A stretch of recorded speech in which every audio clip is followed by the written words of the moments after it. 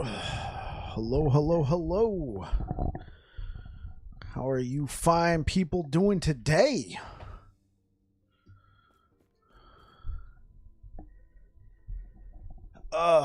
Man. Another fun day in the neighborhood. Back to work. We had 3 days off.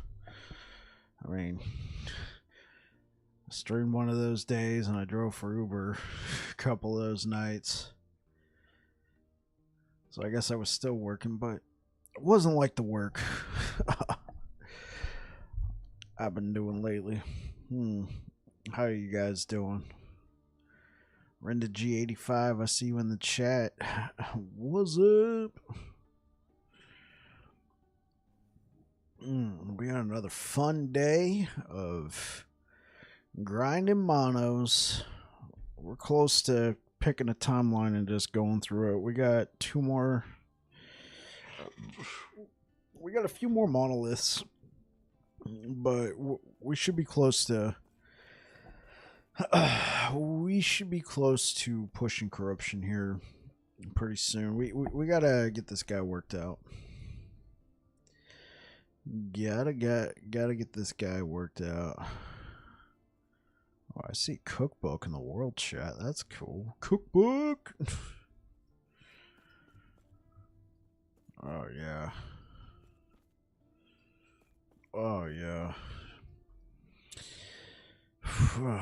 So hello Kick, hello Twitch, hello YouTube. I haven't done this little intro for a little while.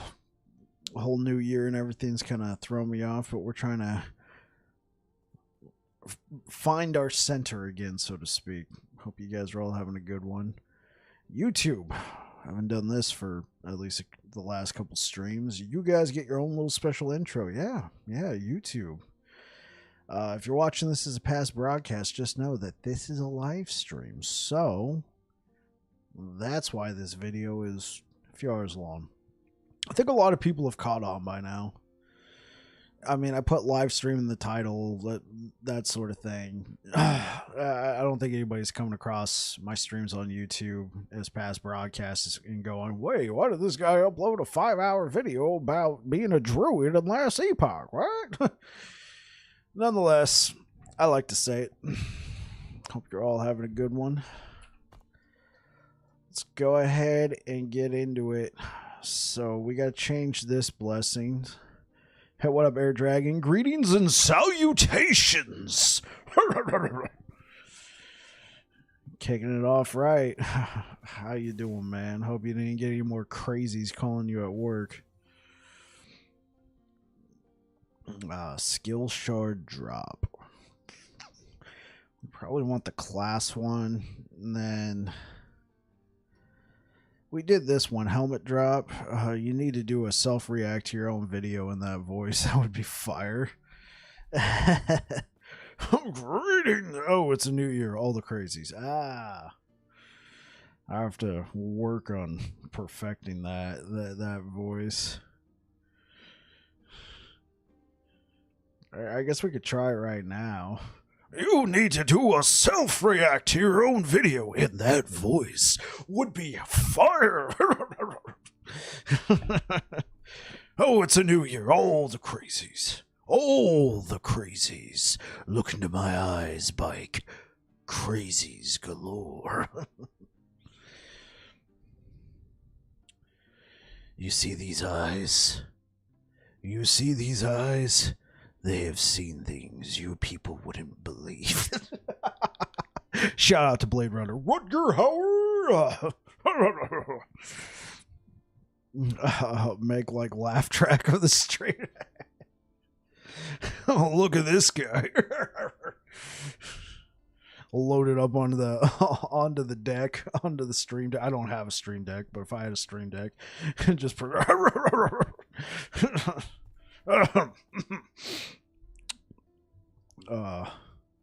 Renda G85 with the emotes. Hey, pew pew pew pew. Increased one-handed sword drops. All right, let's get into this. I'm trying to make a habit. I'm trying to make a habit of having the notepad nearby just for, you know, cool moments. Because, like, right now, after I'm done with a stream, I think it's very important, and I feel like it's helped engagement on YouTube with the VODs to go back and do timestamps. Because if you see one of my streams as a VOD and you open it up, the first thing you're going to see is the intro that we just got playing. The reason why I do that is because of Twitch, because of the ads. So I like to try and have an ad play like right off the bat. Absolutely, like right off the bat. So I won't even go live until after that ad plays. That way people know, oh, okay, we can come in now. But if you're watching as a past broadcast on YouTube, you're just sitting there and you don't know when. So what a lot of people do is they just click on it, they watch it for 20, 30 seconds. They're like, I'm out of here. So after each stream, I go through and I do very basic timestamps. Here's the intro. Here's where the stream starts, and then, you know, I do my normal preamble, talking with you guys, making funny voices. You know, this would be considered stream starting on the timestamp. Then when I get to actual gameplay, that's when I create another timestamp, and then I just put stream ends. You know, whenever we go to the outro, you know, thank you for watching, blah blah blah. I'll put that timestamp, but in between that huge block of gameplay, I have no other timestamps. So I got this notepad over here. I'm going to try and make some notes for during the stream, just to be like, oh, hey, that was cool. Like yesterday. It took me a little while to find it, and I didn't even turn it into a timestamp, but we actually found an Orion's Eye, which I didn't know this, but it's actually one of 3 uber unique rare drops in the game. They're pretty hard to find, and we found one by accident just trying to level in 100 corruption. So I thought that was cool. That could have been a cool moment to put its timestamp in or clip out, turn into a video. So yeah, I'm trying to keep a notepad. I say all that to say is I'm trying to keep a notepad over here so I can take notes. So what is today? We are on the 2nd.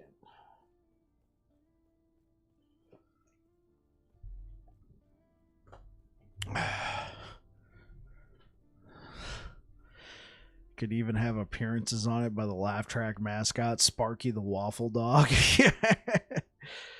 Oh, good old timestamps are positive to note important or funny spots. Yeah, because so now I got the basic timestamp. So you load in and it's just intro, stream starts, gameplay, stream ended, outro. That's it. So, you know, I don't expect somebody as a VOD to just sit there for the entire time. I mean, there's probably at least, you know, 2 people on YouTube. My past VODs generally get a few hundred views, like 100 plus views.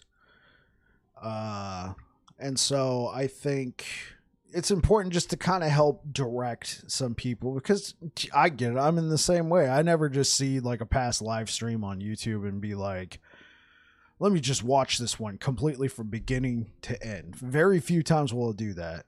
The only ones I'll do that for are like the people who kind of focus on like podcasting YouTube, like live streams. So then I could just listen to them. If there's anybody out there who does that for me, they just listen to me in the background. Much love, homie. I get it. I try to talk as much as I can, but sometimes I just need to chill. Anyway, let's go ahead and get started. We've spent this whole time talking, this whole preamble. People's attention span are not that high. Yeah, that's true. Because sometimes people's time is not that high and they just want to see like 10 minutes of Last Epoch gameplay, and you load in and you're like, I'm going to go somewhere else.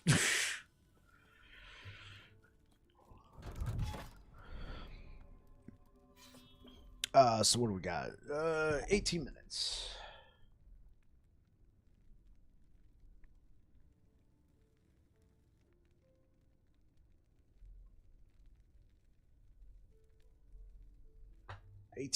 We got gameplay.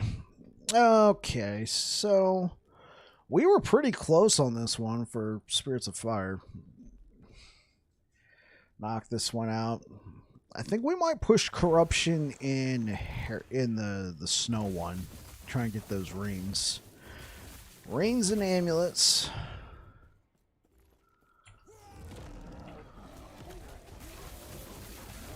I gotta make a habit of putting the build in the description on YouTube, because I had somebody come by and watch one of my Druid streams. It was like, yo, what build is this? And I'm like, oh frick, yeah. Here, let me link it to you right now.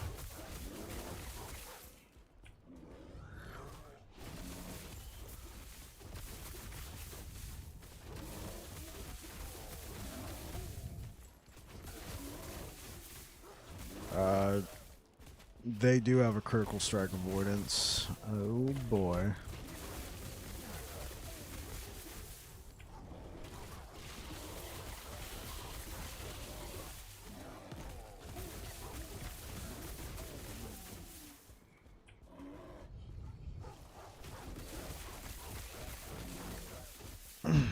So Air Dragon, how was your day today, man? How you been? I know you mentioned all the crazies, so I'm guessing there was at least some at least one call that was like, oh my god, do I gotta sit through this?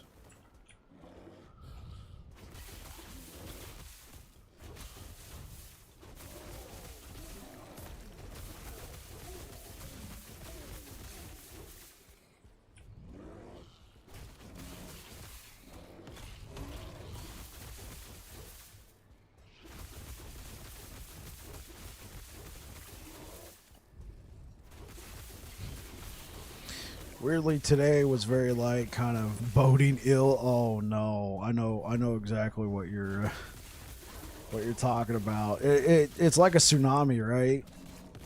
You know, everything gets kind of really calm, and people who have lived through such terrible events have said like they see the waters sort of begin to recede, kind of start to pull back. And then the wave comes in. Maybe that's where you're at right now. You're like, oh, it's kind of a calm, cool day. Like, oh, shoot. Boys, we know what that means.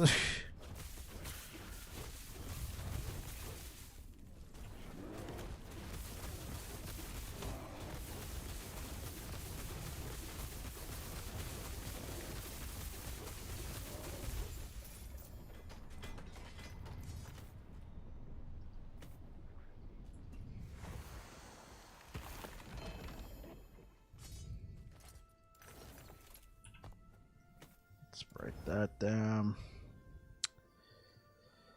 Let's just go drop all this off into the stash. See, we have the stash tab right here for Druids. We're just gonna put everything in there, except for maybe the idol. Lots of people have new insurance and are not calling about it. I hope it's because they have become educated about what they have. The realist in me is just like, yeah, it did not happen. They are just being lazy and will call later. Seriously. It's gonna hit. You just gotta figure out when that's gonna happen. Alright, let's throw some keys in the key tab.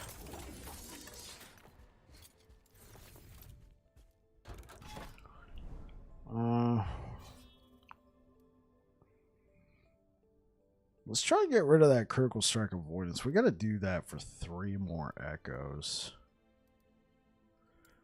Do we want them to have more health? I mean, we could do this. Because we got to get rid of that critical strike avoidance. That's going to hurt a lot trying to kill the bosses. And you're like, wait, I'm only doing 200 damage. Why? What have I done?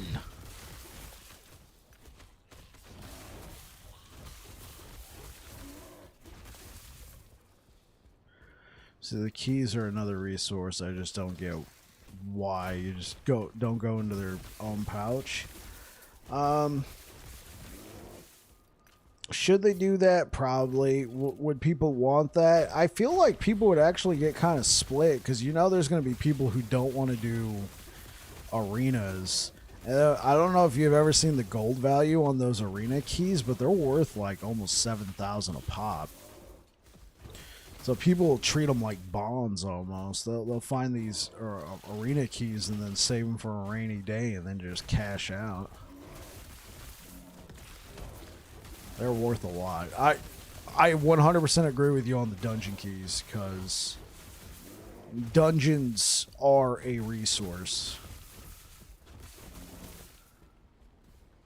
They are most certainly a resource. They definitely expand your game, having access to dungeons. Whereas arena is an optional in-game activity.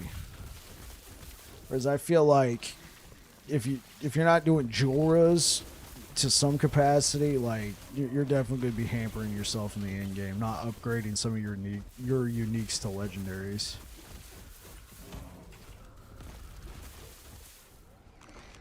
Oh, what is that? Cold damage.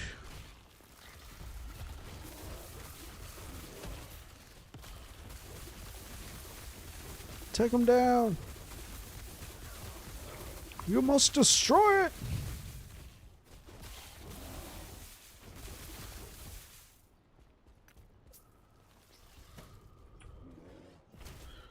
The seal door.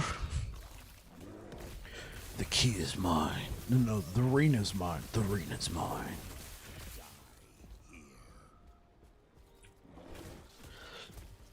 As you see here, we have the galloping bear. You can still sell them from their special pouch.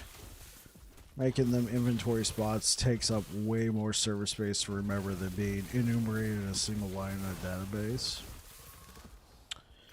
Wonder how that would work. Because if they could do that, and then you could still, like, you know, dump them off.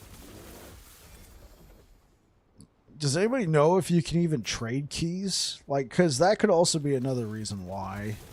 Just for multiplayer's sake. Like, let's say you're playing with somebody who doesn't play this game as much, and you're like, hey, let's go do some jeweler runs. And they're like, oh, I got like one key. And then you could be like, oh, here you go. Or do you only just need one person to open it? If that's the case, then yeah, 100%.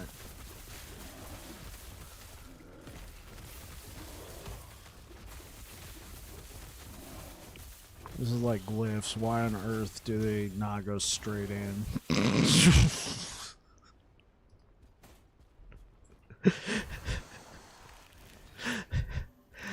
Like, I know what you mean. I'm just that last part of your stanza right there. Why on earth do they not just go straight in?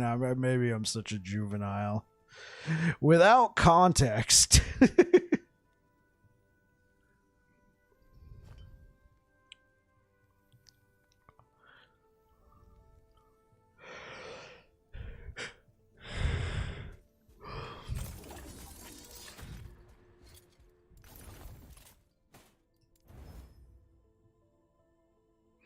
Oh, I'm okay with the gutter. Lived there my whole life. Hey-o.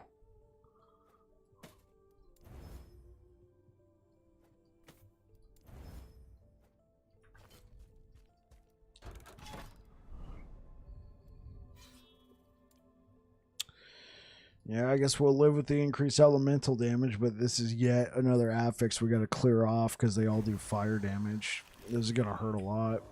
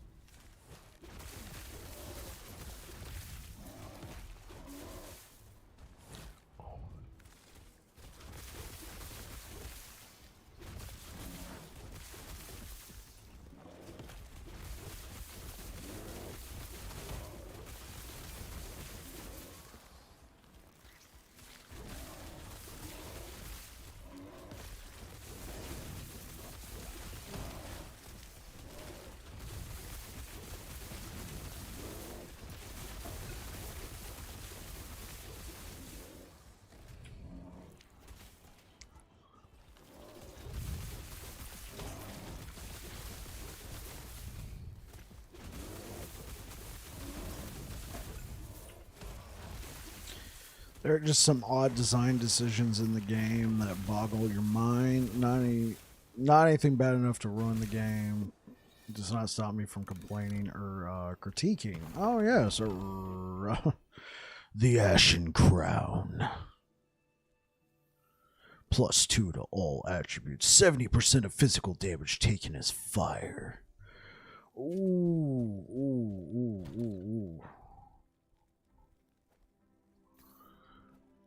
Hey, Air Dragon, remember we were having this conversation yesterday? There you go.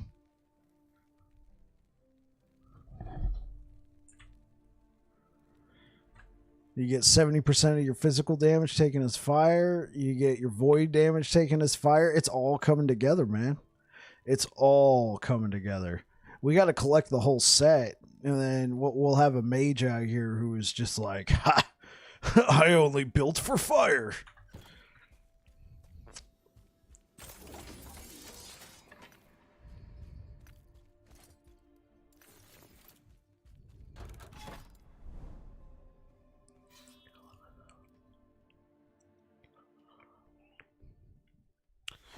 Excuse me, sir. Why are you just... It's like netcode in Final Fantasy XIV. I know they will never fix it. I still ask for it, though. Oh, you don't say. I'm kidding.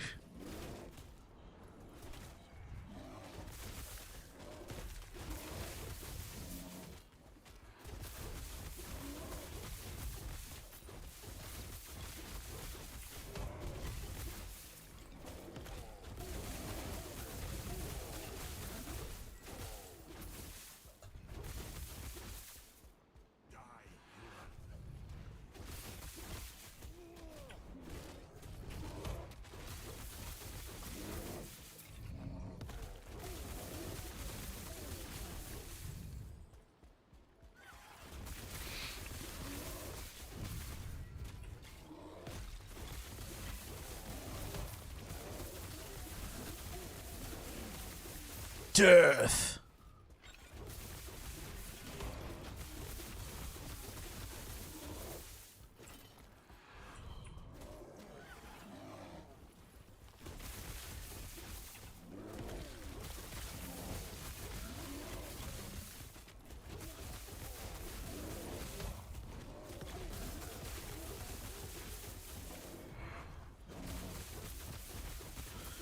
Wow, 70% physical damage is fire. That's nice. Too bad one hard slotted item in my Room Master build is the helmet.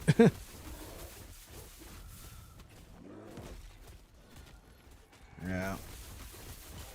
Well, what helmet do you use for your Room Master? Because the way you order that statement implies that you have to use the helmet that you're thinking of, not that one.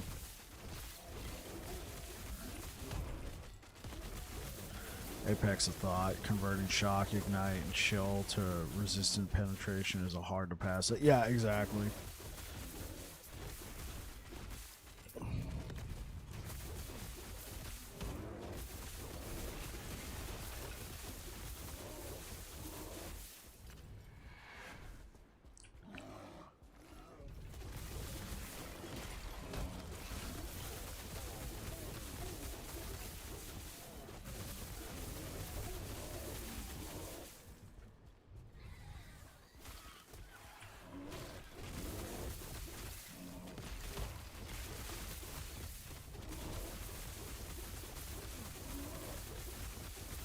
Wolverine. I use Frostwall as a separate source to still apply the normal ailments. I got you. And then having that crown, that hat of Apex of Thought available. I was gonna say that hat, and I'm like, no. Let's call it a helmet.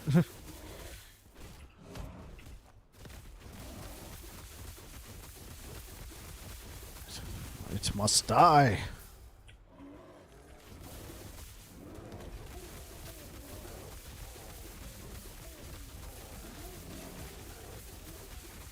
So target gets 10 stacks of lightning pin and 10 stacks of shock. Oh yeah, and then the shock also adds to lowering the resistance. Yeah.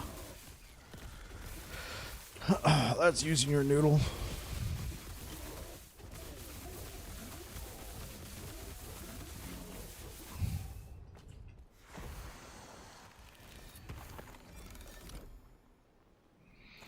But that's 13 strength.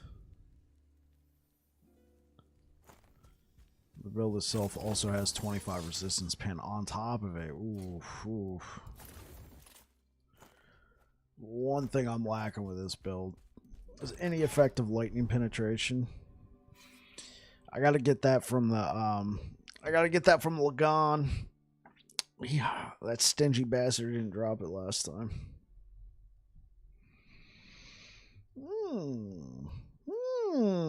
Okay.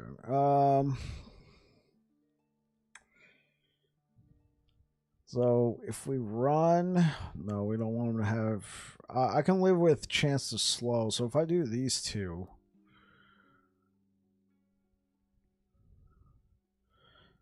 yeah. If I do these two, we'll cleanse these two modifiers. Let's go. And then we could do the boss.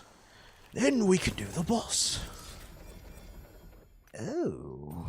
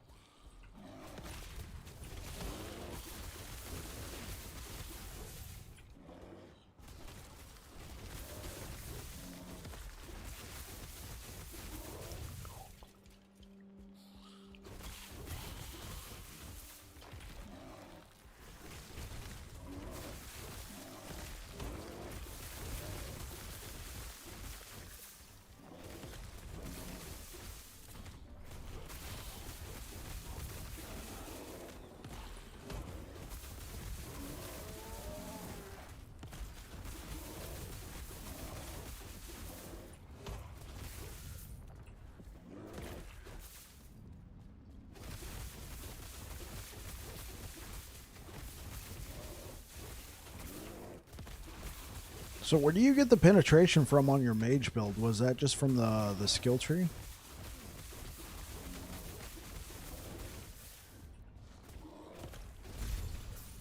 Oh. Yep. Okay, cool. It's 25 pen. That's pretty nice. Not gonna lie. We deposited 5 other shards.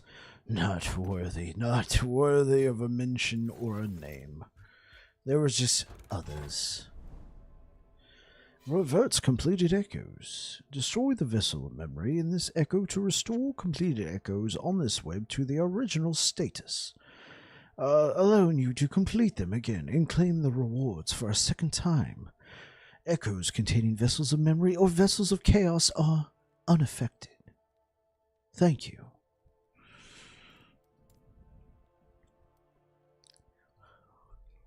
You can get it pretty easy for any damage type on Rune Master. Another of the things that helps them be OP and overtuned. Yeah, from what I've seen, it definitely looks like they're a little overtuned. Which, so I don't like. It's because of that. I don't know if I would ever recommend Rune Master as your first class to play. I mean, obviously play what you want, but I've seen people do some pretty nutty stuff with Rune Master, and then they play a different class, and it's like, wait, what? Like, the same thing happened to Rax Anorax from Diablo. Now he's a different case, because that guy just plays. He plays whatever. You think the LE team's goal is to bring it up? Yeah, that's probably a good point. Because, like, Rax's first character, like, the first time he played Last Epoch, the newest class was the Rune Master, so he was playing. Yeah, he just blasts hard. Yeah, but he was playing. He was playing Rune Master, and then he started playing, I think, like Sentinel or something, and so he was around the same level, and he wasn't hitting anywhere near the same amount of corruption with around the same amount of time played. And he's like, this is kind of weird. we're at baby levels of corruption. I remember him saying, we're getting chunked. And I'm thinking to myself, I'm like, yeah, but your first class was Rune Master. Just saying. But like you said, he blasts hard, so that's all he did. He was just like, okay, I guess I gotta blast harder. He went to it. I would hate for somebody else to go through the same process and then, you know, be a little disappointed that they're not hitting the same levels of corruption or anything as fast or at all with other classes. Because I agree. Either give everybody the same love and treatment, or maybe, you know, take a look at Rune Master. You know what? And that was the build he was playing, I think. He just hit that wall. And I 100% agree. I mean, it could be build specific because I hit a wall. Like, I was almost level 100, had really nice gear, a lot of uniques, that sort of stuff with my spin to win, and I could not get past 200 corruption. I switched to Hammered In, and bro, I was pushing 400 corruption with subpar gear. It was night and day difference.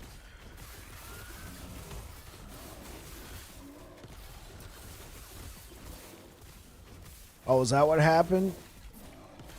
I didn't follow it too much. I didn't follow what he was playing too much after that. Because I remember he got the squirrel helm. So I think that was something he wanted to try. He wanted to try a squirrel build.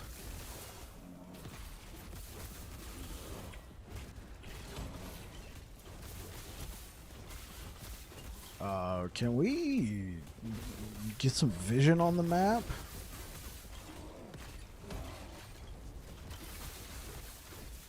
Oh, he did squirrel after Void Knight? Oh, okay.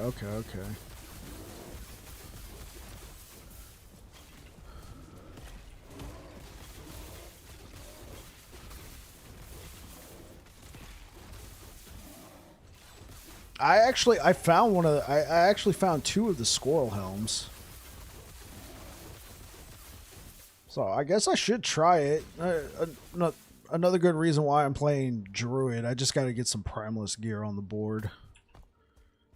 I look at my stash and it's 95% Sentinel gear.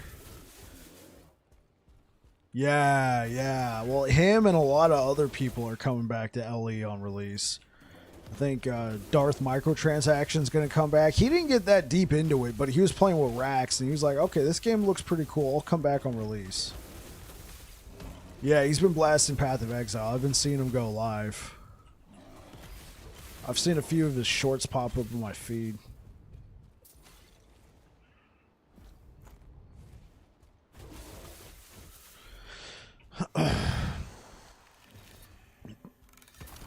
Zizaran will come back. Oh yeah, for sure. I mean, his items in the game, the squirrel helm's his unique that he designed or had input on. I would imagine Dat Mods is coming, and then we got all the normal guys like Perry the Pig. He's been playing other games. I stopped by a stream the other day and I mentioned Last Epoch, and he's like, "Oh yeah, we got 40." Like, he knew the day. He was like, "Yeah, we got we got 49 days, and then we'll be blasting Last Epoch." So he's going to be on board for it. Dat Mods, I'm sure, is going to be here for that. Darth Microtransaction will probably be playing. This game's going to have a moment. Like, do not be surprised. I'm pretty sure that on the DL, he is a consultant for the LE squad. Yeah, I'm pretty sure. I'm pretty sure Zizaran is. But yeah, this game is going to have a freaking moment. I will not be surprised if I wake up. Well, no, I already know I'm going to be up and ready to go. I took 2 weeks off for release of this game, so you know I'll be streaming it. I know Cap will be streaming it, but I will not be surprised if I look at the directory for Last Epoch and we have 25 to 50,000 people watching Last Epoch. I doubt we'll hit 100, but who knows? I mean, you already know there's going to be a ton of streamers, people who play Path of Exile, people who play Diablo, people who just heard about this game. I mean, I think even Asmongold said he might check it out. Now, Asmongold talks a lot, so who knows? You're hoping 1.0 makes this game at least as big as Torchlight Infinite?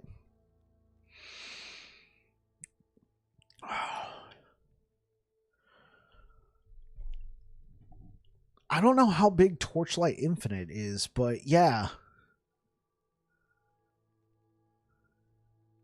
Asmon's all over it. You bet he will play all brawl.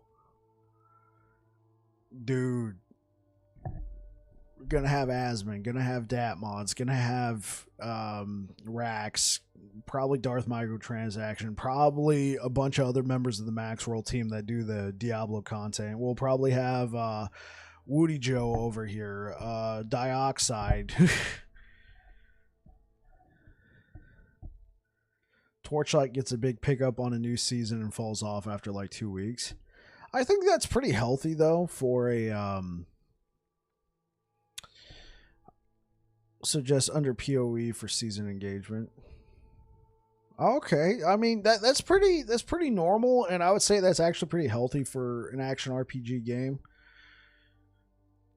Just to have interest and then kind of die down, and then have interest and kind of die down, like to just always constantly be it, I feel like would lead to a lot of burnout. So I think that's good engagement. I mean, I'm fully expecting the same thing to happen to Last Epoch. I think the first week, first 2 weeks to, let's be honest, probably the first month, because like you're here a lot, Air Dragon, so you've probably seen a fair number of these comments, but like how many people come by my stream and we're talking about Last Epoch and they're like, oh yeah, this was really increased when I was playing Grim Dawn. Just so many people come by going, oh yeah, Last Epoch, that game looks good, I'm gonna get it on release. I'm gonna get it on it. Like 75% of the people I talked to when I was playing Grim Dawn were like, yeah, I'm going to get it on release. Like, there's going to be a ton of people.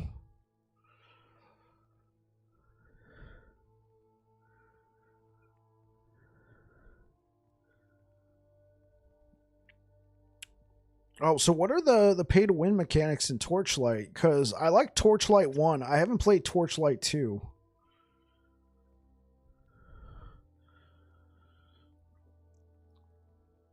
The pets, that's what makes it pay to win. Are the pets like a big thing? I played like 5 minutes of Torchlight 2 and I realized that this game would be good and was very deserving of my attention, and I was not at a point to where I could play Torchlight 2 with any sort of, I don't know, like I'd want to give it a lot more attention. So Torchlight Infinite has gotcha pets. Oh,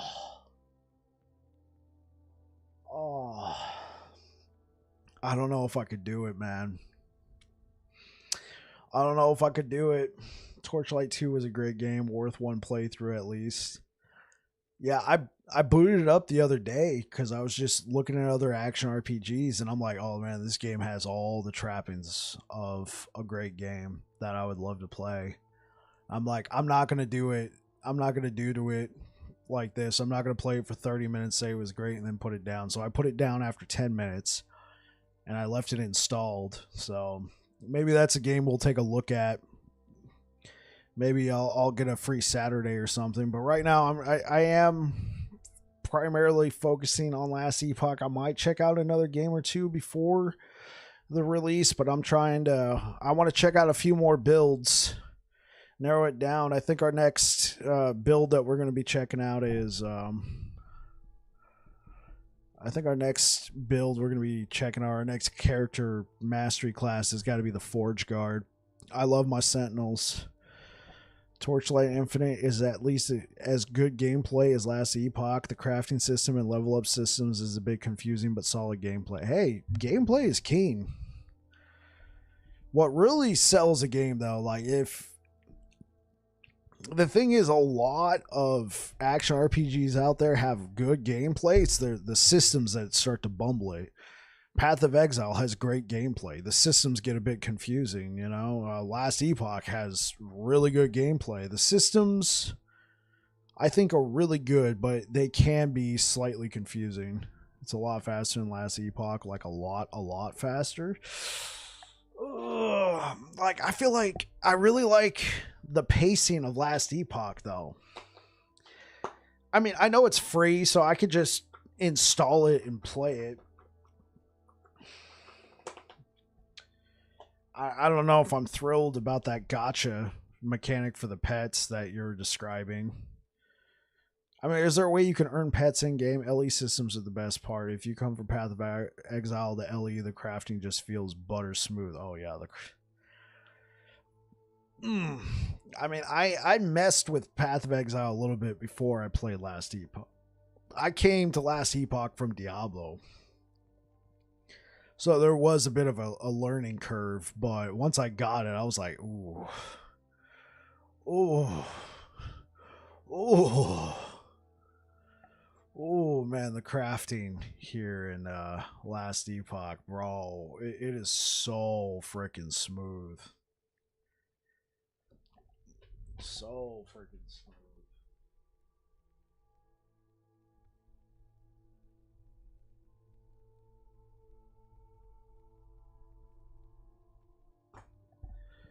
There's a free-to-play option in Torchlight. You just can't be the best of the best without either trading lots of crazy good stuff in the auction house or giving them money. I will say there was a point in my life where I probably would have been like, yo, let's just give them some money. Let's just open up the wallet. I'm not at that point in my life anymore, so I mean, I could check it out. I could see the gameplay you're talking about in Torchlight Infinite.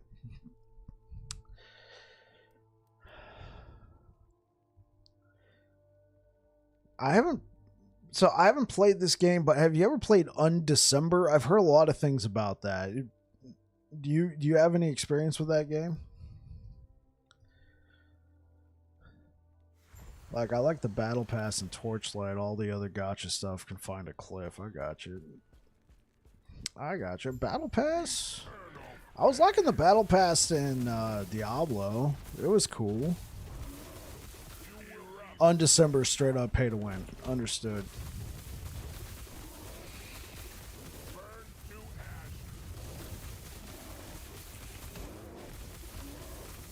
I haven't heard much about it, other than it's an action RPG that exists. Ziz has a great review of it. Okay. Alright, what about Lost Ark? What did you think of that one? I played it on release, and I didn't commit to it. Because there was a little game called Elden Ring that came out, you know?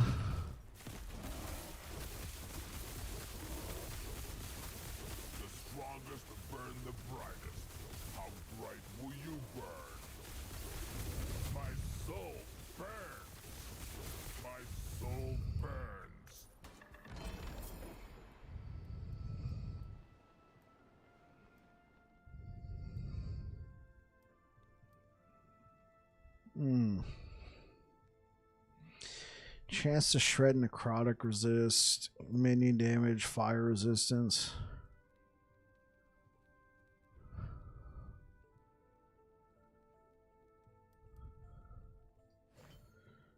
Armor while channeling.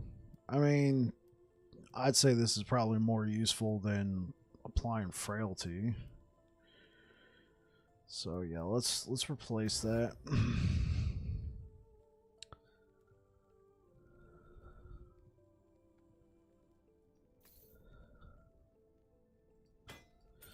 Lost Ark has way too many Korean leveling up systems in it. I love much about the game, but it is a hard thing to cope with. I remember it felt good. I didn't like the whole island building thing. Like, if you blast at it like Rax or Asmon level, Lost Ark will be easy. Most of us are normal people without... Bro.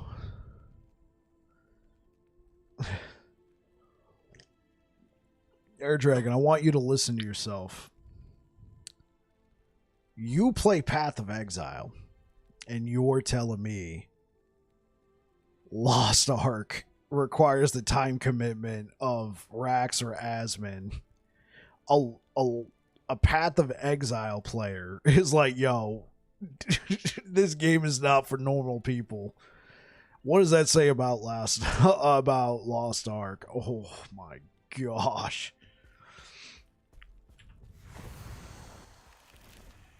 Yeah. Yeah, I'm not trying to say you're wrong. I'm like, dude, a Path of Exile player is like, yo, bro, this game needs to be looked at. All right. Well, looks like we gotta grind this again. I guess we could push the. We can push the corruption here a little bit. Let's get a nice little reset. All right, this is the first time I have ever fought Orbis on the Druid, so this is 100 corruption. Let's get into it. Yo, we have Bear versus Shade of Orbis. Can I just like stand here and just shred this guy? You can't resist me! I am the bear! I got that Wolverine build. I got him pinned! He can't move! He can't do anything.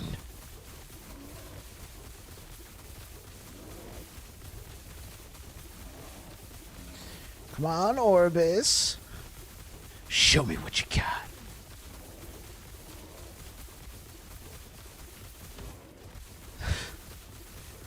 So, hey, chat, how you guys doing today? You doing all right? Oh, don't mind that. That's just a beatdown going on in the corner. Oh, he's dead now.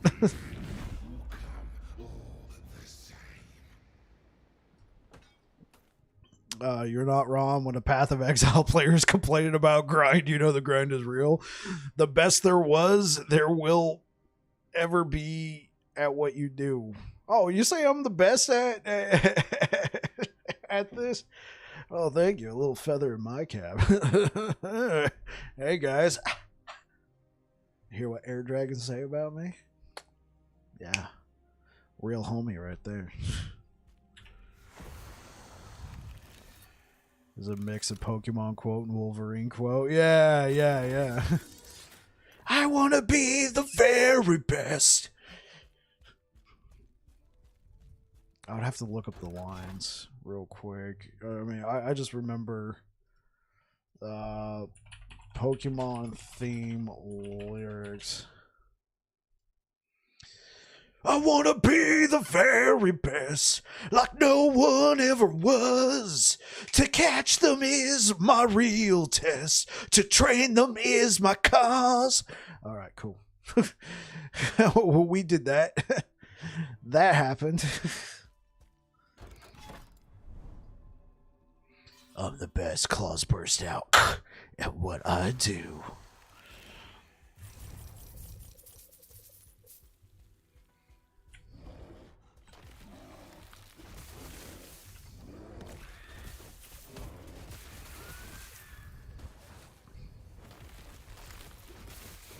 Pokemon. X-Men TV show on Fox. Yeah, dude, bro. That was... Like, are you talking about the animated show back in the 90s? Every Saturday morning, my butt was glued to the ground or the couch or wherever I was sitting at. Those are like the best shows, man. Same, yeah.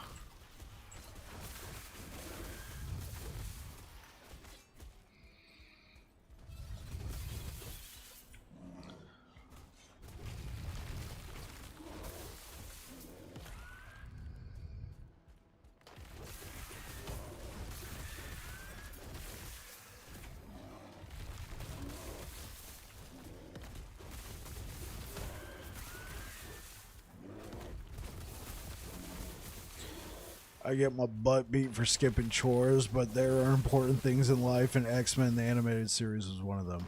Amen. Let it be written. Let it be so.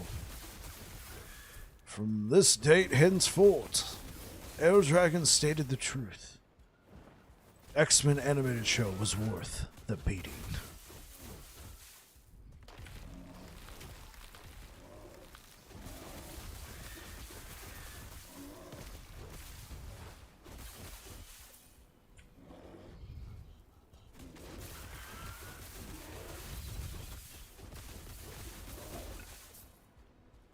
Trying to keep my hype down about the continuation of that coming out. Wait, they're doing more?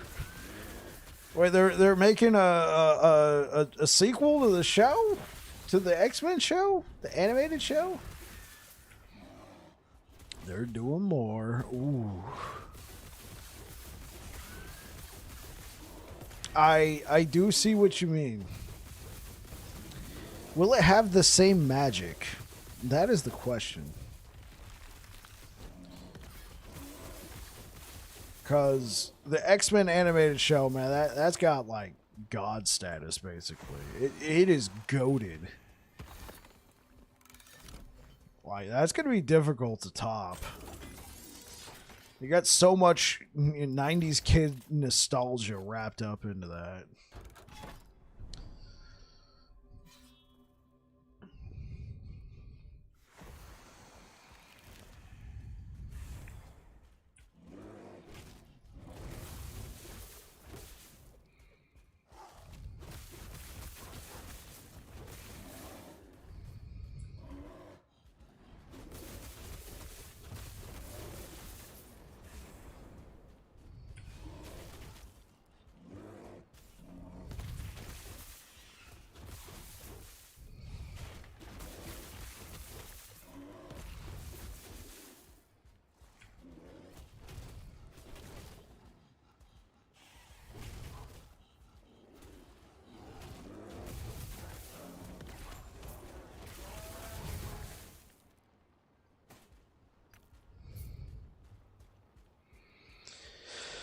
Oh,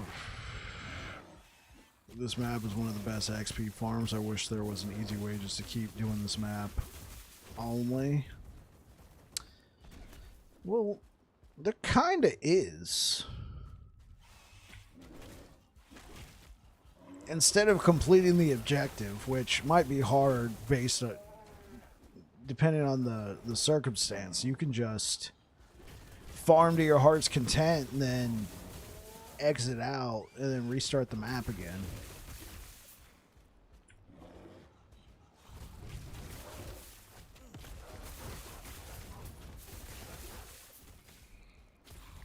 Like this. Yeah, I'm gonna leave. Okay, cool. Let's go back.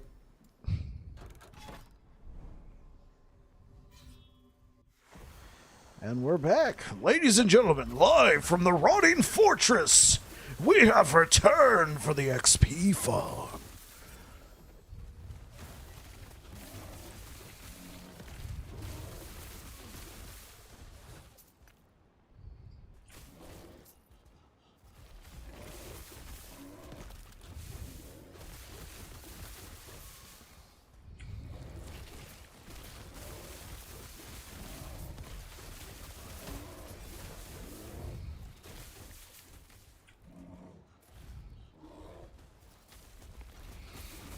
Oh yeah, I meant to exit out and read what you said, and then instead I just jumped straight back into it. Yeah, I'll take a look at the link.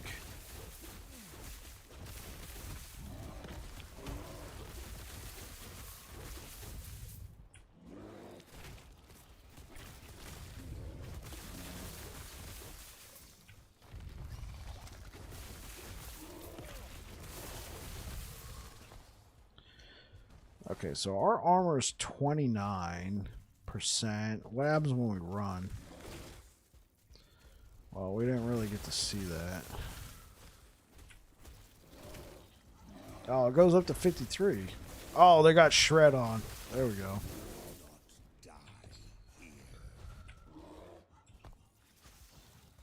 Okay, yeah, we get quite a bit of armor when we're doing that.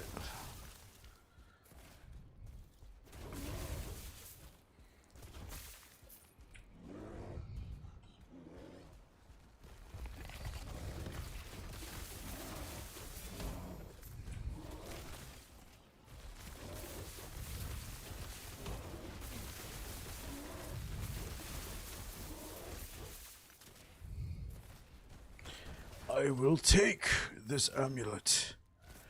I will defeat Ganondorf with it.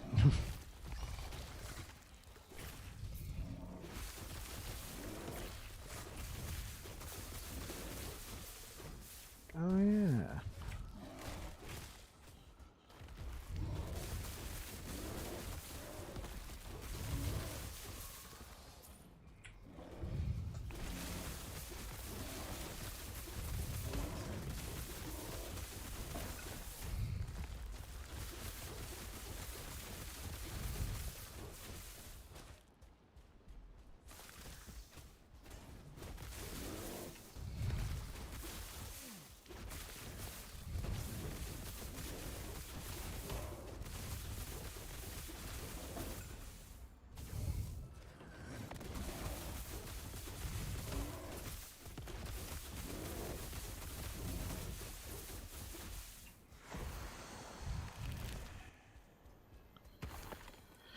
All right, let's take a look at the link you sent. Disney Plus. Oh, I should just stop right now. I canceled that shit. Gets disappointing release update. Oh. New evidence points to a delayed release for Marvel Studios' upcoming animated series, X-Men 97. Slated to premiere in 2023 on the streamer, this reboot, X-Men the Animated Series, X-Men 97, was expected to be the first MCU project featuring Marvel's mutants ahead of Hugh Jackman's I almost said Diablo 3, Deadpool 3 return. When will X-Men 97 release on Disney Plus? Well, Marvel Studios announced a fall 2023 release for X-Men 97 at San Diego Comic-Con. New evidence suggests that's officially no longer the case. No shit, because we are in 2024. I'm kidding. The pre-registration in the United States copyright for Episode 1 of X-Men 97, as first stated via Scarlet Witch updates, includes new projected publication date of January 3rd, 2024. That's tomorrow. This new release window supports prior rumors and reports claiming the Disney Plus reboot would be delayed until 2024, as well as X-Men 97 showrunner Bo DeMaio telling fans online he could neither confirm nor deny rumors. Breathe. Understand, I could neither confirm nor deny rumors. Just be patient. Soon. But as for the series' new potential release date, do note that January 3rd, 2024 is the first Wednesday of the year, meaning it could be a placeholder for an unspecified 2024 release. Why is X-Men 97 delayed? Writer's strike.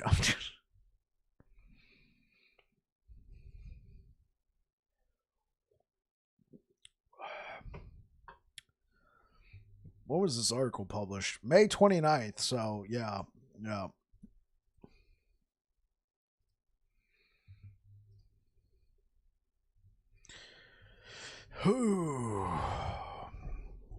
Let's get down to business.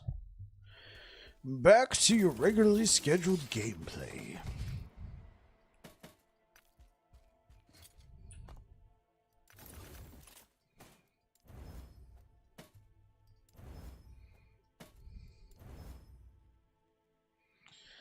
Oh.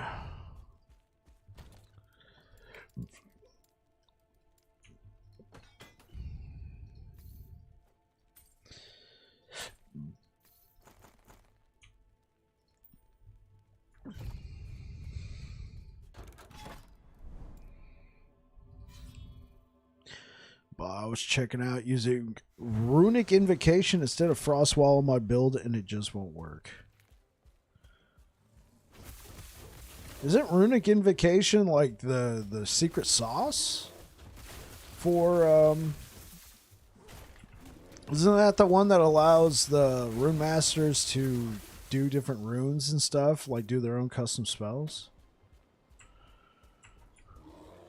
Not custom, but it gives you some flexibility.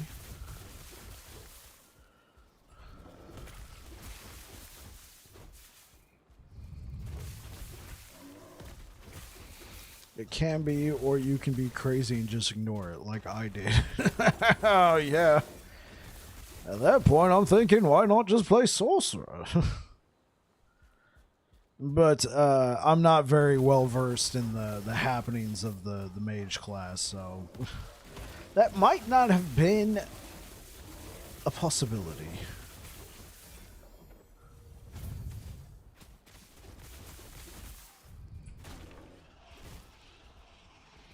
No glyph of domination. Oh, got it. Yep. There was a very particular reason why, Babbling Pike, and it's because you're a moron.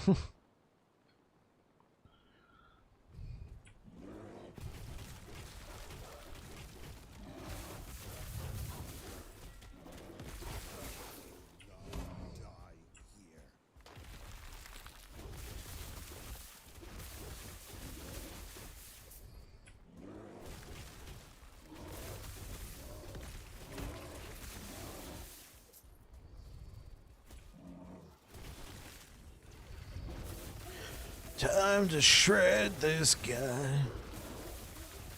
I want to be the very best. No one ever was. To shred this guy is my cause. No, okay. Shred. Help scale disintegrate damage. Understood. And you... Yep. Yep. I'm just gonna say, yep. Trust the path of exile guy. He knows what he's talking about.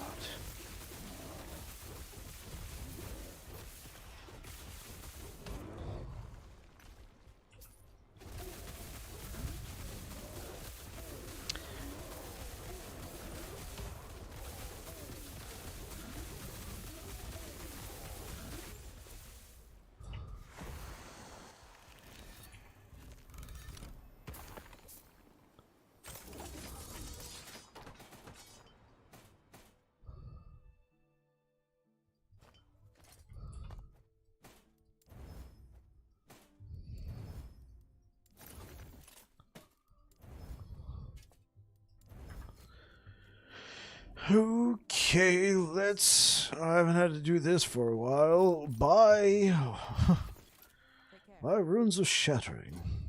Shatter. And back to the corruption we go once more.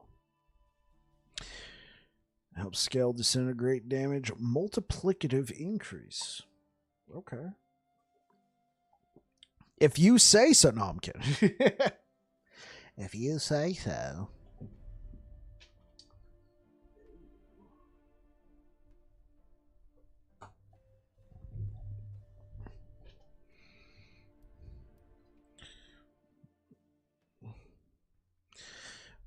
Hey guys, we're going to get some unique boots.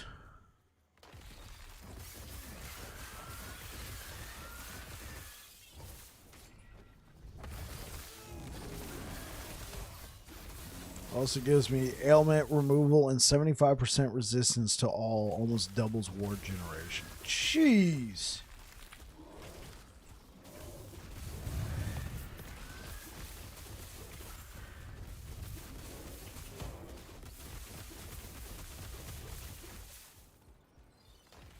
Shatter.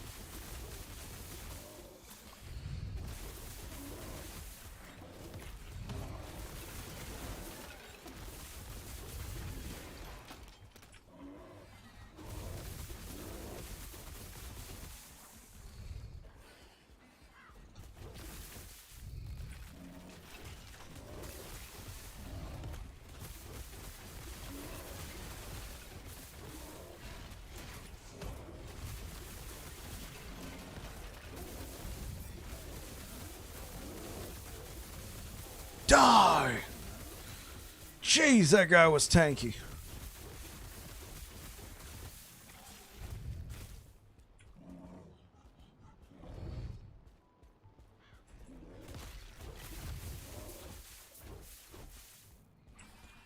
How do we get to that guy?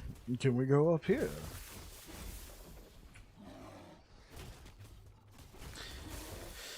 Well, yes, we can.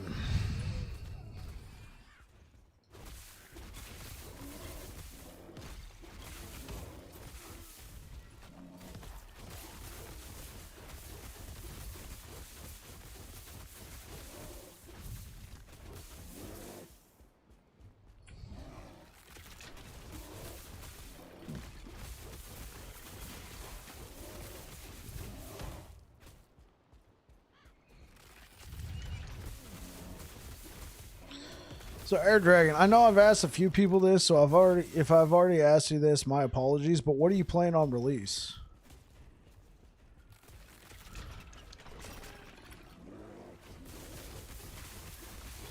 Checking out one of the new classes?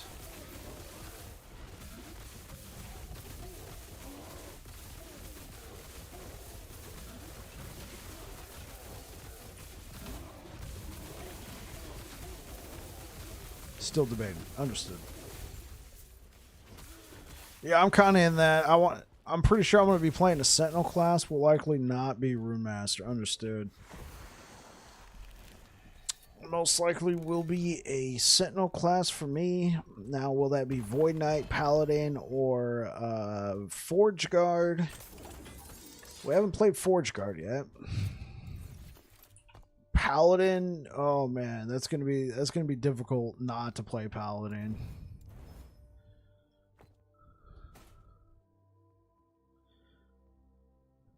Rune of Refinement. Oh, whoops, wrong rune. Rune of Discovery. Hey, will you look at that? We got ourselves a couple class runes. Now let's shatter it. There we go.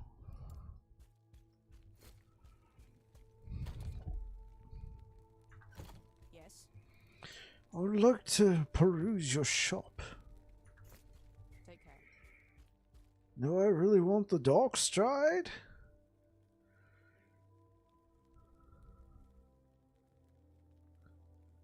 I mean, this could be cool, man.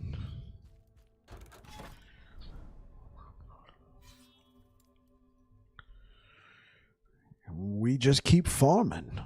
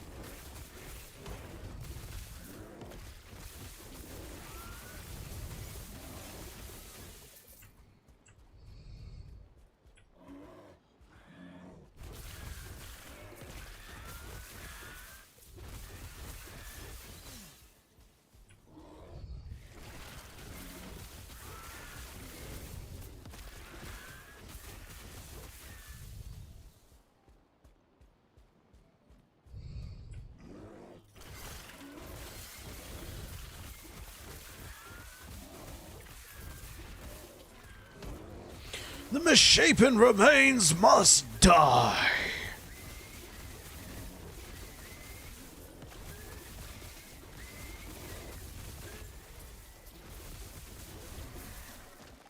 And he did die.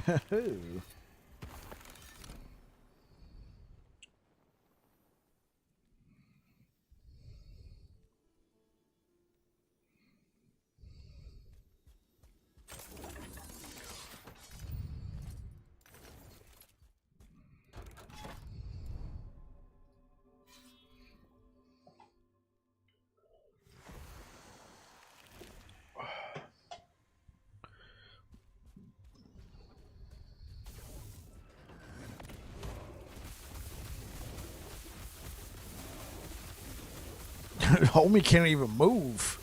Hamster boy.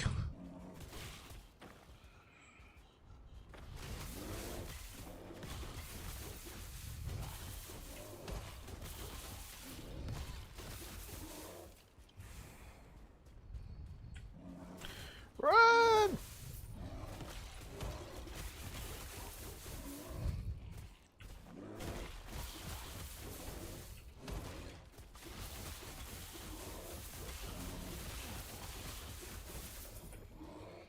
Keep going. Do not stop until we hit a wall.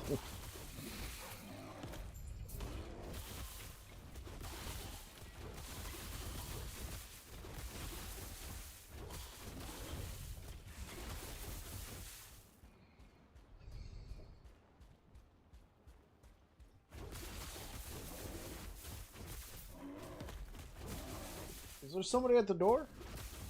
No. Figured they would have been more forceful with the knocking. Like, hello? 'Tis I.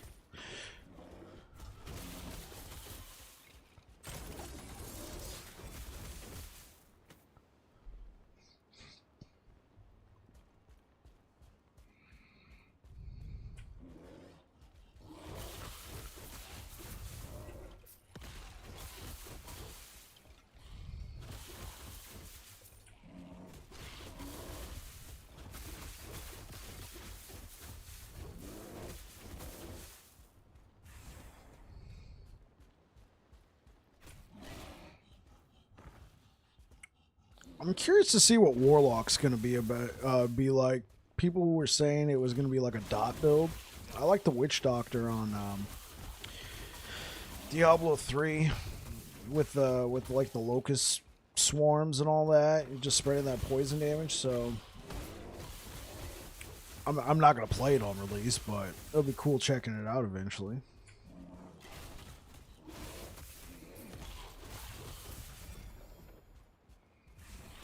Agreed. Knowing me, we're gonna get closer, and I keep saying I don't know, and then like a week before, I'm gonna be like, yeah, it's Paladin. It's always been Paladin. Act like it was always the case, though. When I played like that Void Knight build, though, that was nice. I like that one a lot. Warlock will be a high chance for me. Yeah, play something new.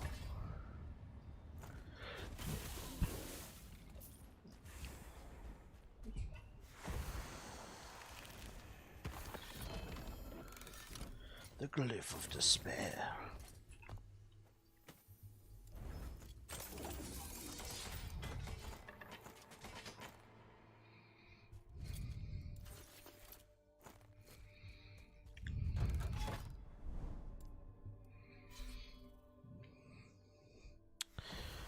Here we go. Let's go, chat. We are here live at the arena.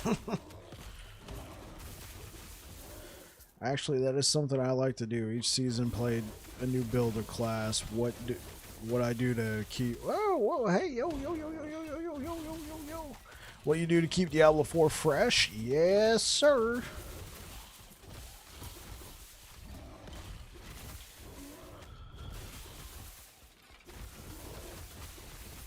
Okay, so be honest, Air Dragon. What did you think of this most recent season of Diablo 4?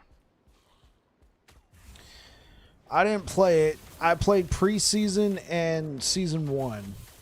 Did they really fix a lot of stuff with season 4 of Diablo?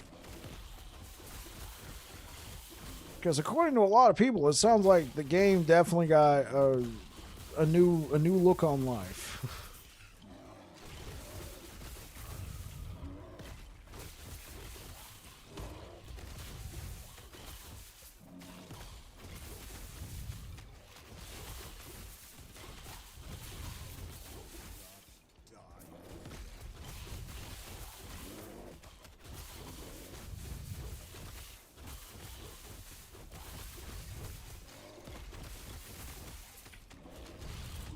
Season 2 was better, it just ran out of juice.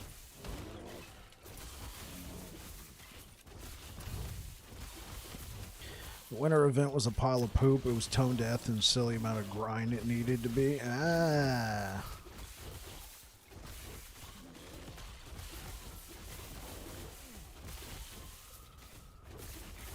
It's kind of a shame because I was really hoping Diablo 4 could have been like a game I could have planted my flagpole in, but that ended up being Last Epoch, and I'm really happy to be here.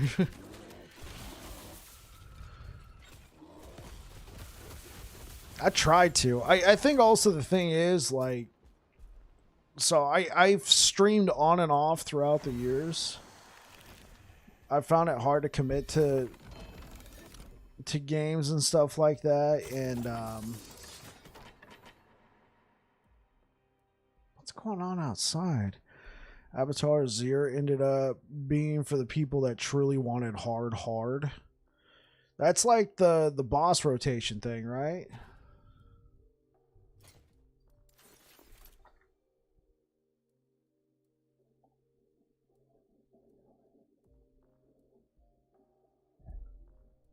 Is it storming outside? I'm gonna check something real quick.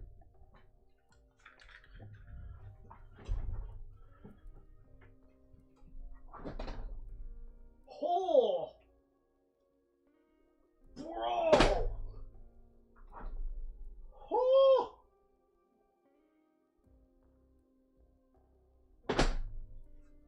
Whew. Be right back.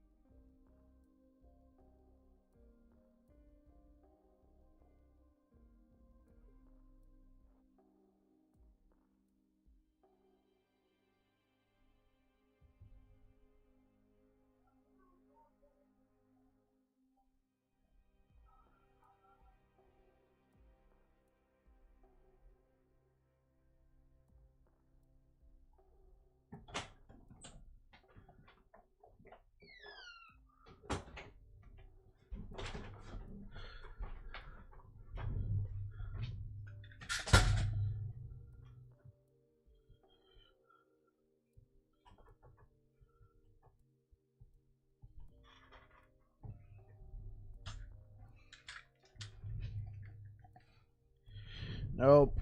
It's a new mode. Think challenge rifts from Diablo 3. Oh boy.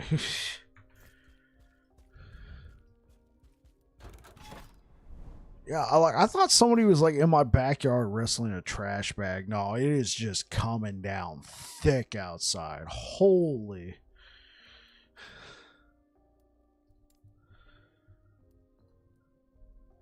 Which is weird because it was a nice kind of sunny day and then storms.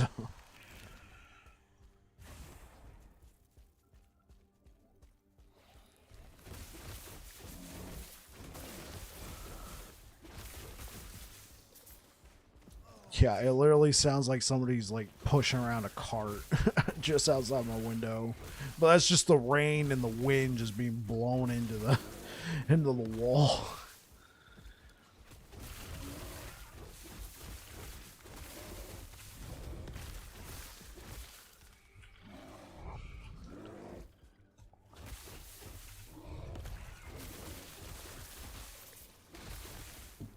Yeah, so I was saying earlier, like I've streamed certain games from time to time, but I think the thing is, as like a streamer where nobody knows who you are, I was streaming these games that had everybody and their mother trying to stream it, and so I never like. If I was still streaming Diablo 4, nobody like people would still not be finding me.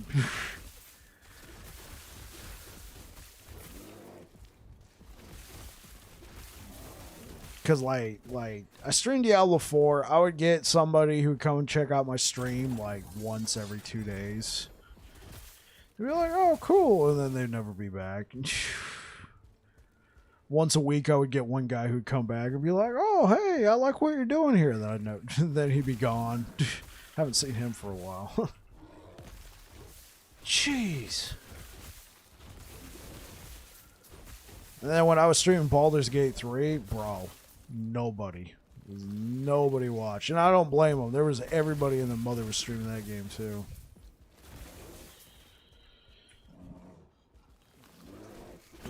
Then I came to Last Epoch, and the community welcomed me in.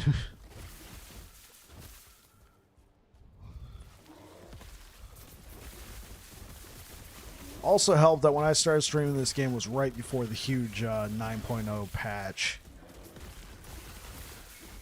So there wasn't a lot of people streaming it, but interest was in the game, so people came by.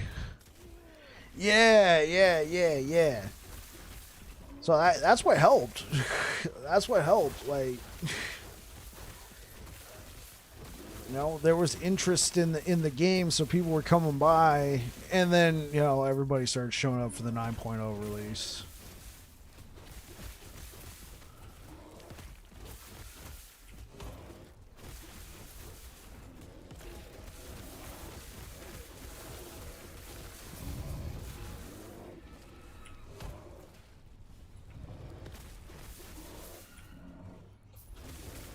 Yeah, Ellie is a good fit for sure.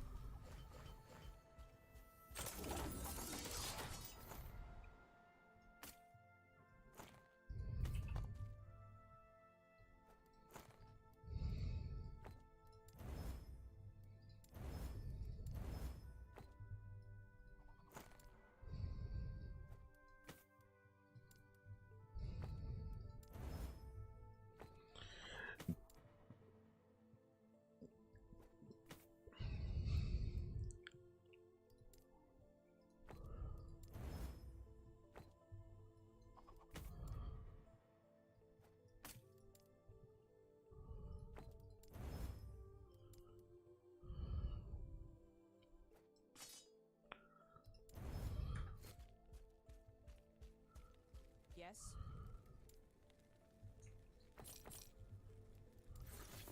Alright, let's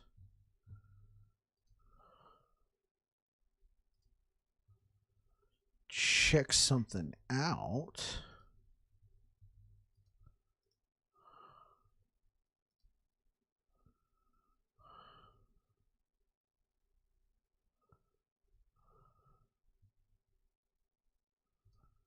All right.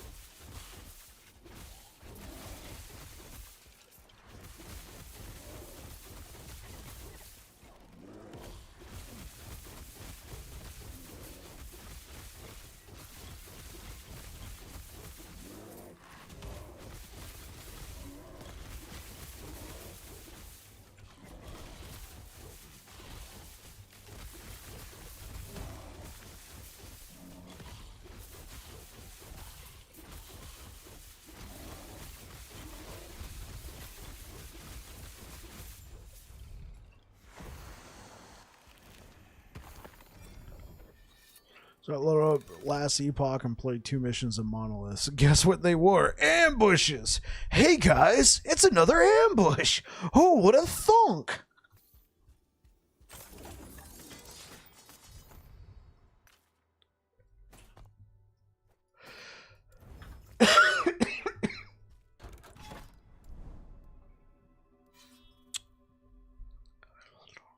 Hey guys, look!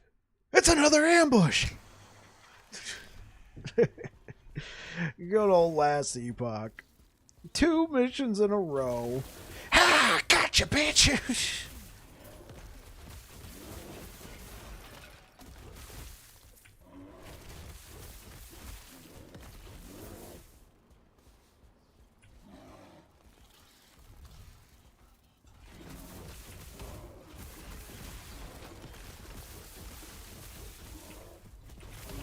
I like this game, but it feels kind of empty in the late game for you. By the way, welcome to the channel. It's a small group, I know.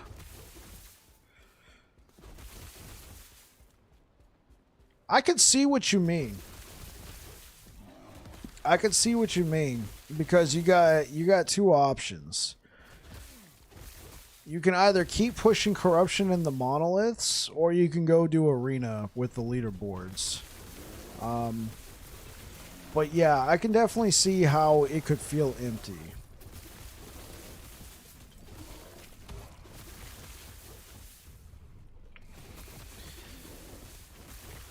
Because somebody 1.0 will be the pinnacle bosses like Path of Exile Ubers. Oh, they're going to be adding that? I hadn't heard that. Thank you for dropping that knowledge.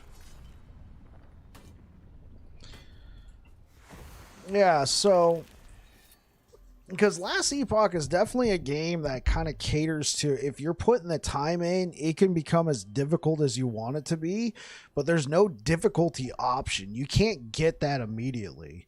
It's all about pushing until you find the right place for you to be at. You can't compare this game with Path of Exile. It's not fair. Yeah, that's true. Path of Exile has 10 years of development behind it, but I think what Air Dragon means is on release they're going to be adding pinnacle bosses, but you know, it feels like after 100 hours you had nothing to do.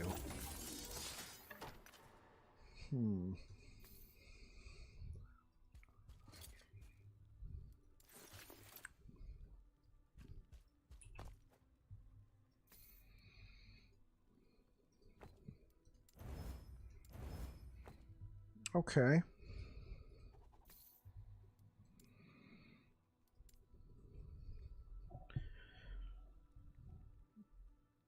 It's a great game though. Yeah, we're right. We're right. I'm honestly sitting here looking at it from your point of view. I could see that, but I do. Hello, sorry for bothering you. I want to offer you. Oh, no, thanks. Ooh.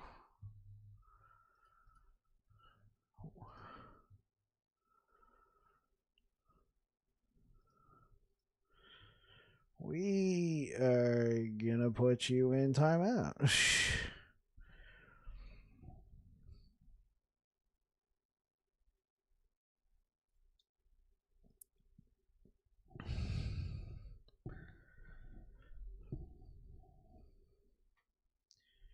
Right, but I think Chloe is. I think what Chloe pick is definitely making a case that for them the game is not hitting the levels that they're looking for. And I think that's all right. I'm glad that you feel comfortable enough, at least in this environment, to come in and share that opinion.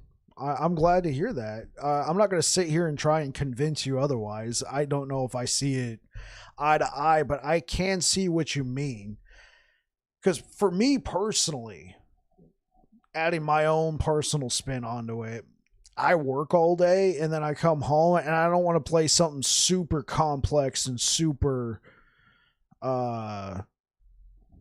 Like I got to put all this mind energy into it. I personally like the just kickback bullshit with chat and farm monoliths. But if I'm like really trying to get something out of it, I could see how you feel that way. I like looking for new gear, but I do agree they could probably flesh out certain in-game systems a little bit more. You like the current state of the game, but I'm hoping to see more content. I think that's fair. I think we should all want to see some more content. You want to see some new mechanics? Yeah, I think we should definitely do that. Like we should push for that.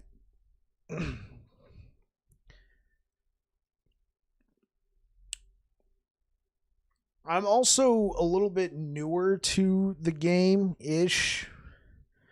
I got about 300. I'm gonna be closing in on 370 hours on the game, but compared to some other people out there, they got like 4,000 hours, 5,000 hours on the game. I don't know where you stand with that, so context is king.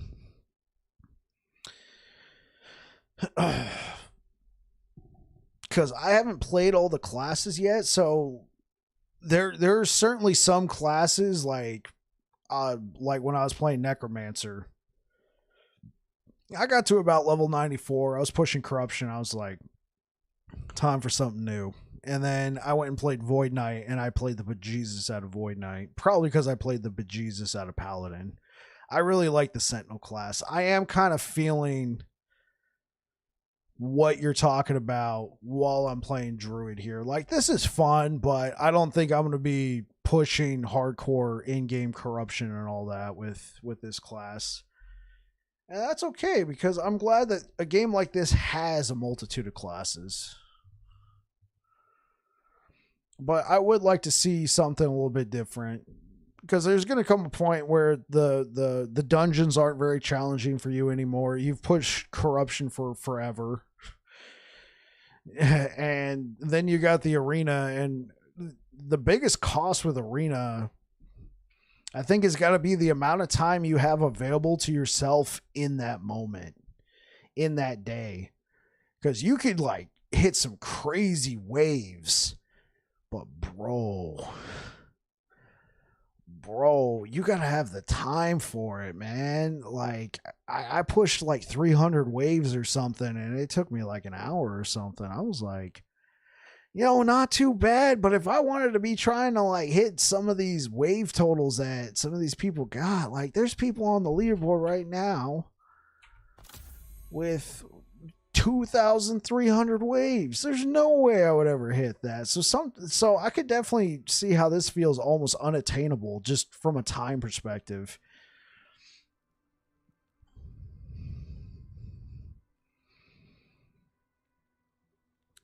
And sadly, this is what got me interested in the game, was an endless mode. Just see it, how far I can push it. But now I just see the time commitment to it, and it's just like, woof. So yeah, if they had something a little bit different than just pushing monolith corruption, because pushing waves is not going to be very attainable to me. I think, yeah, like I was saying, it took us an hour, maybe a little bit more, pushing to 300 waves, which is like nothing. It's like nothing on this leaderboard.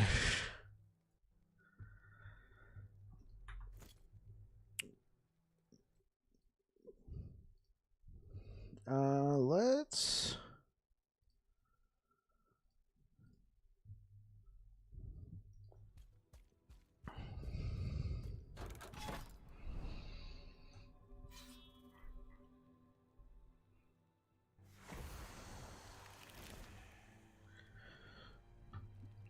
So Chloe, since you're new around here, what is your preferred class in Last Epoch?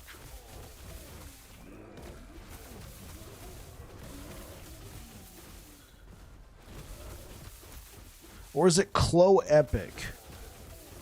Am I saying your name right? Like, how would I pronounce that? Is it Chloe Epic or Chloe Pick or Chloe or...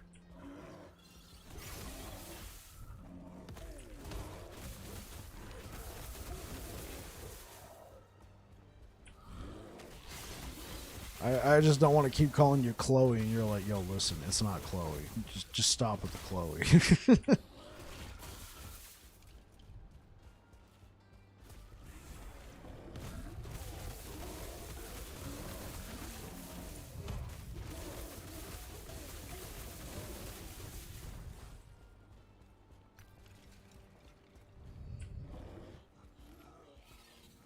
Chloe's okay. Okay, cool.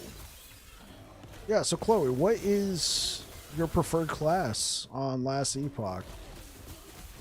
And this is a pure curiosity thing. This isn't like me trying to set up something. Right now, your favorite is Necromancer. That's cool. Minions. For sure. I feel like this game supports minions very well. Just with every skill having its own skill tree, basically. You can really manipulate what that minion's gonna do.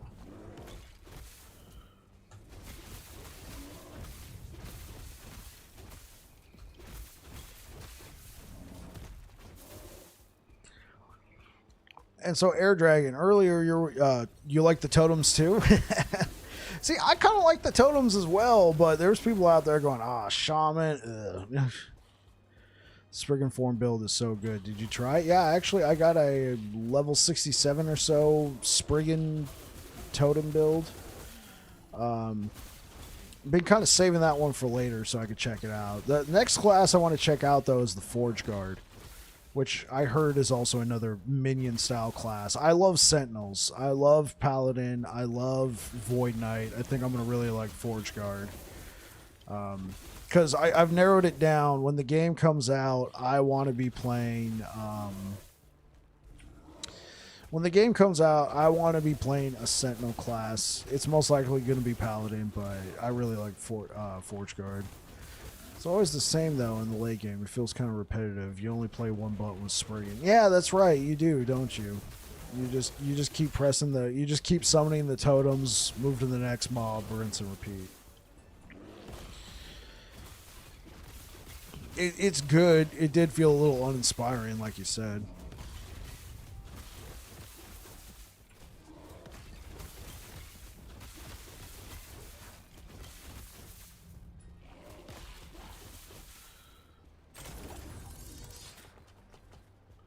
Good but boring.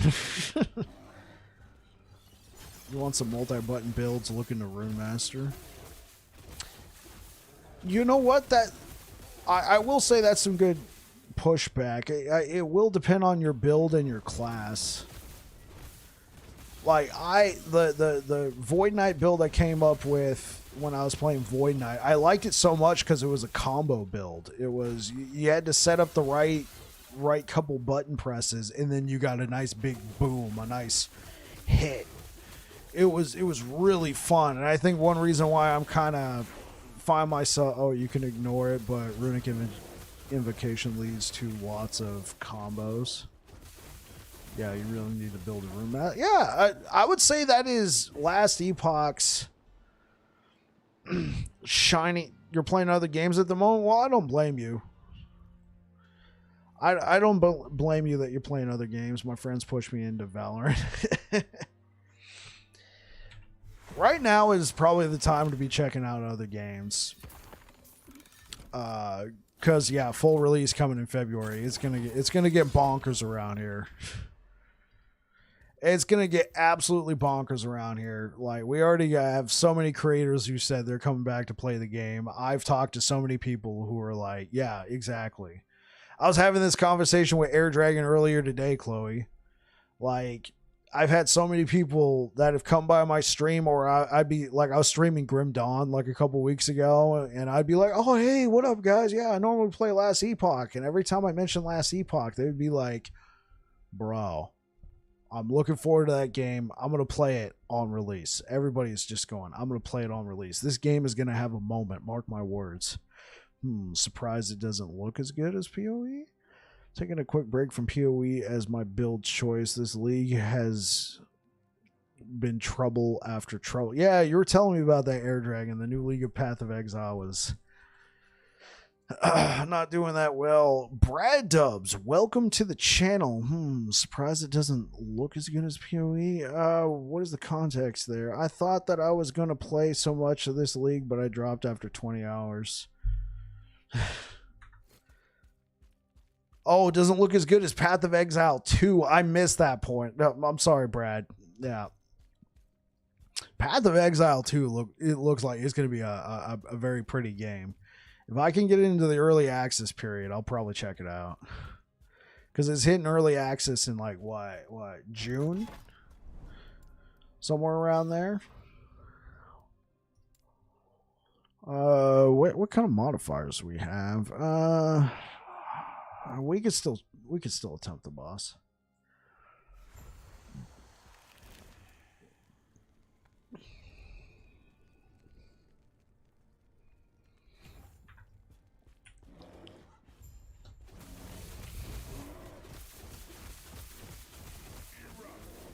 Yeah, I heard about that.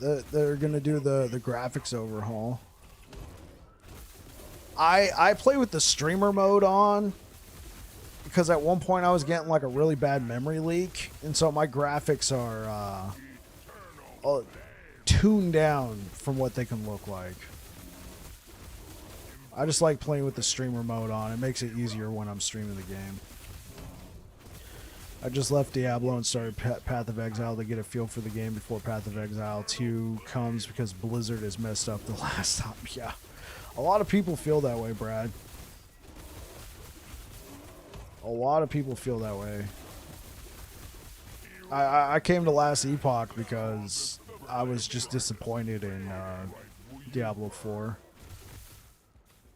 Alright, come over here, bud. Get out of your little pile of sickness. Okay, let's see if we can tank this.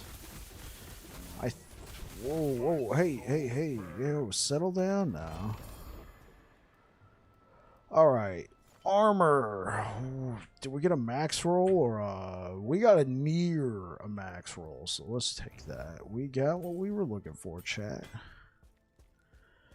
Yeah, also I'm purely gonna say this because this was a completely personal and selfish reason to come over to Last Epoch. They had Paladin. Yes, I was liking Diablo. They really let me down at the beginning of season 1, but the main reason why I love Paladin so much, and this game had Paladin, so ew.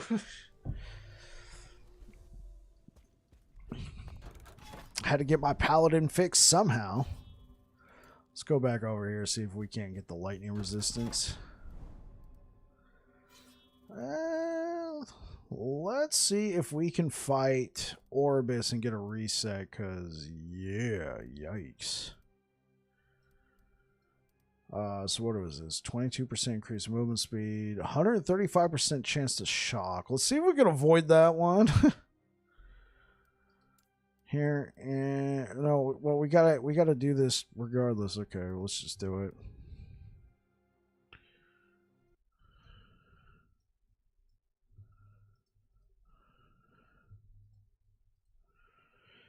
Not sure Path of Exile is going to compare heavily to PoE 2 skills. Will slot different. Combat is going to be more deliberate, and I could go on. Hopefully they fix the needing a freaking PhD in Path of Exile to make your own build in Path of Exile 2. Yeah, we were having that conversation. Okay, let's see. Can we refresh chat to get rid of this? Okay, yeah, we could just put that right there. Yeah, we were having that conversation the other day, Air Dragon. Having to look up spreadsheets and everything to play Path of Exile. I think that's also a symptom of 10 years of just updates added to the game. Some stuff's been removed, but there's just so many systems and stuff they have added. I think that's great, but it makes it hard to get into. Another game that has this problem is Destiny 2. Now, I think Destiny 2's problem is they've removed so much shit that the new player experience is just absolutely atrocious.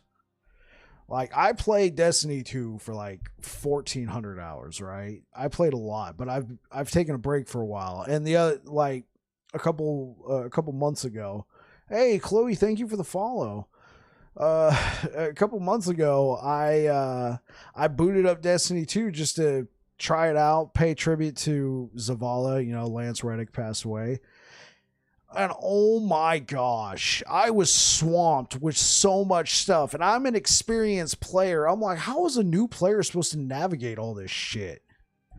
Oh, Air Dragon. Our Destiny 2 new player experience is just crap in space right now. Yeah, it absolutely is.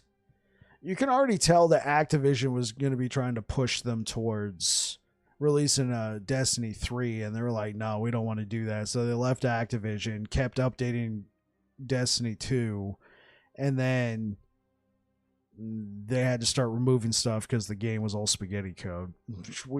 I could talk a lot about Destiny 2, but that's not why we're here today. We're here for Last Epoch.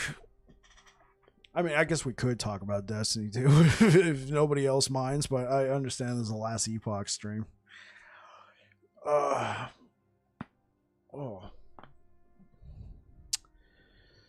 Yeah, so I hope they improve the new player experience in Path of Exile as opposed to Path of Exile 2. Whew. So, Brad, if you're still there, are you currently? You said you just got into Path of Exile. Have you played Last Epoch at all? You just checking it out? It needs a fresh start. From what I heard, regular Path of Exile, like the in-game boils down to a lot of like just speeding through content, just blowing through maps, trying to get as fast as possible.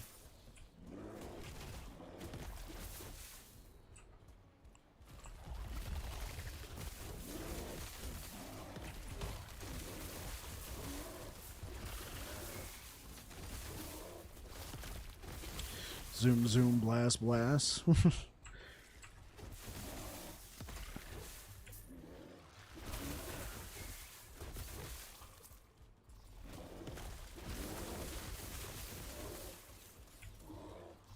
No, I haven't, but I'm killing it in-game running as an SRS Guardian. Oh, okay. Okay. Do you think you'll be checking out Last Epoch at all, or are you just here chilling, just wanting to see what the game has to offer? I've talked to a lot of people, and a lot of people have said they're going to play it on release. So this is for my own selfish research reasons. How many people are going to be there when this game comes out? You're just checking it out. Oh, absolutely. Absolutely.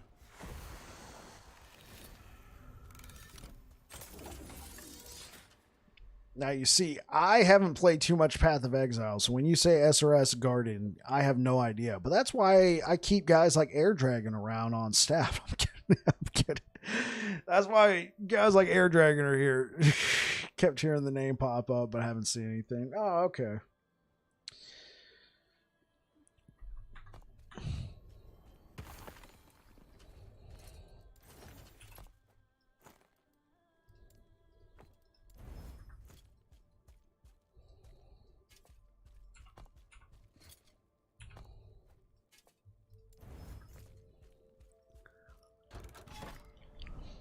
So we're kind of like in Summon Raging Spirit. Is this in-game content you're on now? Yeah. So after you've completed the campaign, you get into a system called monoliths. And in Last Epoch, there's no difficulty selector. The way you increase the difficulty of the game is 3 ways. Once you get to the end game, you play through monoliths and you'll unlock empowered monoliths. And in empowered monoliths, everything's level 100, and you get a mechanic called corruption. What corruption does is it adds to the enemies. Enemies, in this case, at corruption 100, have 50% more health and damage. You can push corruption to infinite. As far as I'm aware of, nobody has hit a cap There's people who have pushed corruption into the thousands. That is just absolutely insane. It's all going to depend on your build, your play style, your commitment, whether you like the character or not. It's a beautiful thing and maybe a bit of a downfall depending on the amount of time you have to commit to it. You can really like push this game to the limit. I've had people push back and say, what's the point? I don't have the time. If I'm just going to fall asleep on the way there, I get that. But I really like how the difficulty eventually matches where you're at with your build. You know, you got a great build when you're just blowing past like 200 or 300 corruption and just pushing it. My last character, I was pushing it into 500 corruption, which I think is pretty solid. I think that's that's a good pat on the back, but there's people with different characters and classes out there pushing corruption to insane levels. So that's monoliths. You then also have the arena, which has its leaderboard. You compete in that. You survive as many waves as possible, and you just keep pushing that, and you might have your name on the leaderboard.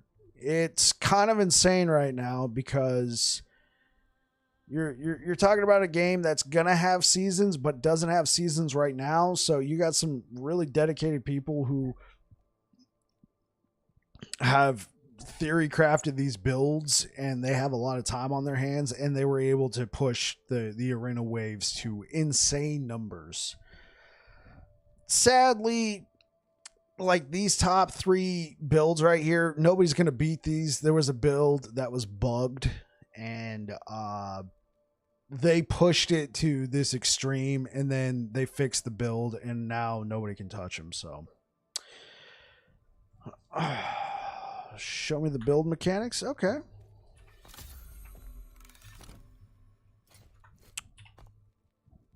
All right, so here's your standard skill tree.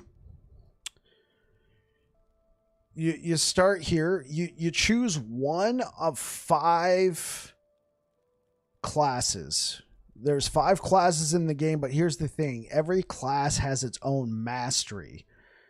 And each class has 3 masteries. There's 2 classes out there right now who only have 2 masteries, but the rest of those masteries are coming on release. So you start with this sort of standard little skill tree right here. You get points. You kind of put them in here. You can kind of begin to do what you're doing. You pick a mastery. You're locked into your mastery. You can't change it once you've locked into it. But what you can do is you can dip into the other masteries for a few points to help kind of bulk out your build. So I'm playing a Druid right now. It says I've mastered it. Since I've mastered into Druid, I've unlocked the ability to become a werebear. So you have to be a Druid. You select Primalist, you play for like an hour, and then you can select your mastery. Once you do that, you select your mastery, and each mastery has their own like keystone skill. In this case, the Druid has the werebear form, so I can transform into this bear. And then they have their own skill trees for that mastery. If you want to dip into the other masteries, you can, but you can't go past this mark that's marked by a chain. The rest of that is unique to the Beastmaster mastery, or in this case, there's the Shaman.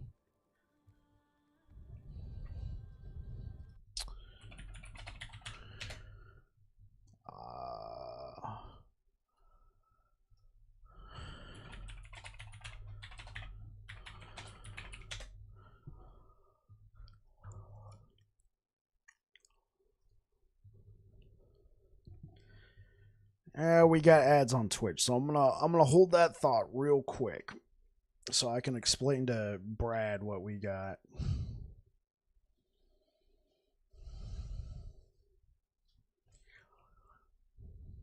Okay, cool.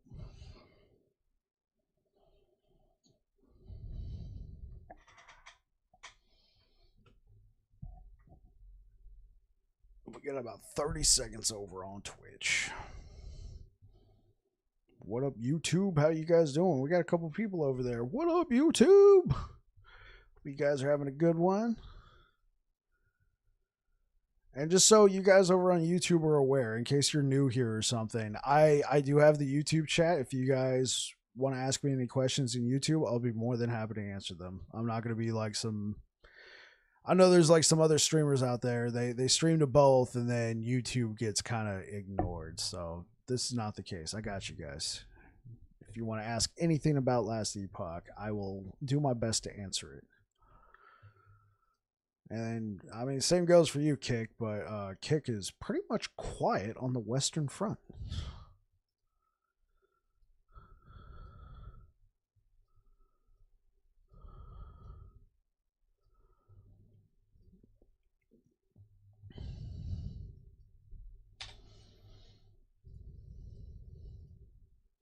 All right, I think ads are over. Let's pull that up. Okay.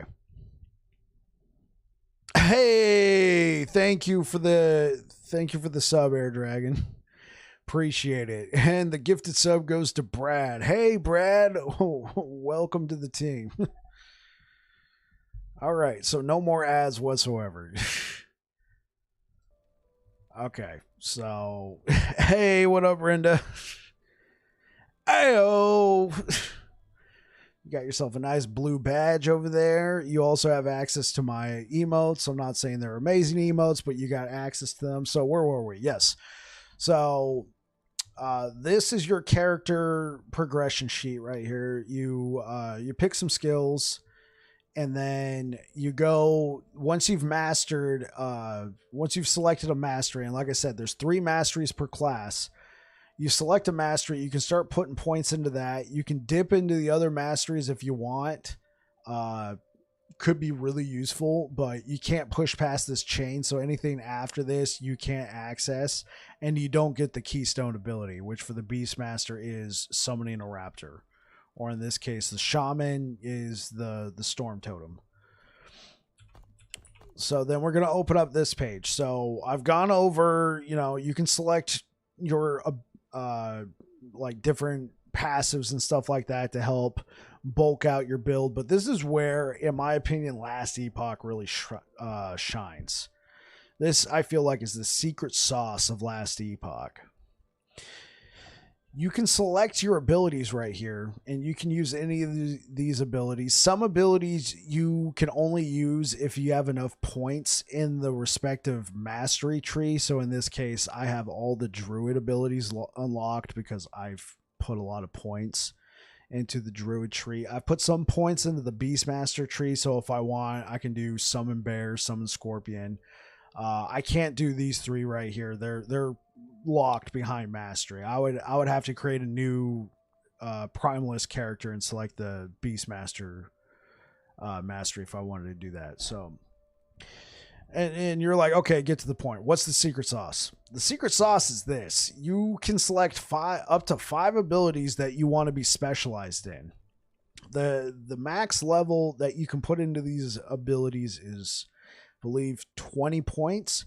You can go beyond that by adding items in your gear and stuff like that, but look at these abilities. So I'm specialized in the werebear form. I have 22 levels into it. That's capped. If I want to go beyond 22, I have to have the right amount of gear. But each ability has its own skill tree. You can manipulate what the ability does down to the letter to really suit your build. And that's why I call this the Last Epoch secret sauce. You can completely manipulate what this does. And one person's werebear form is going to look way different than another person's werebear form, depending on the abilities they took. And you can do this up to 5 times with other abilities. Each ability has its own custom skill tree to just really dig in there and customize your build. On top of it, Last Epoch has a really well fleshed out crafting system. You find drops, you can add to it. You have your prefixes and your suffixes. There's a group of stats that go to either. and you can really manipulate and edit and kind of flesh out your build. But it's not like a straight up go to a vending machine, put in this rune, this glyph, it shoots out a piece of gear. You got to find the piece of gear first, and there's affixes in the game that you can't find. How do we say? You can't. They're drop only. You can't just craft it immediately. And then this game also has legendaries in the form of uniques. So you find a unique item. What you're looking for specifically is you find the unique item, you try and find a version of it with legendary potential, you go to a dungeon, you're able to combine it with a regular like purple item like this, and then you're able to customize that unique to suit your build by adding your own affixes to it, and then it becomes a legendary item. So that was a lot of information. I tried to condense it all down to like a 5-minute, maybe 4-minute preamble. I hope that helps, Brad. I want to get back to farming.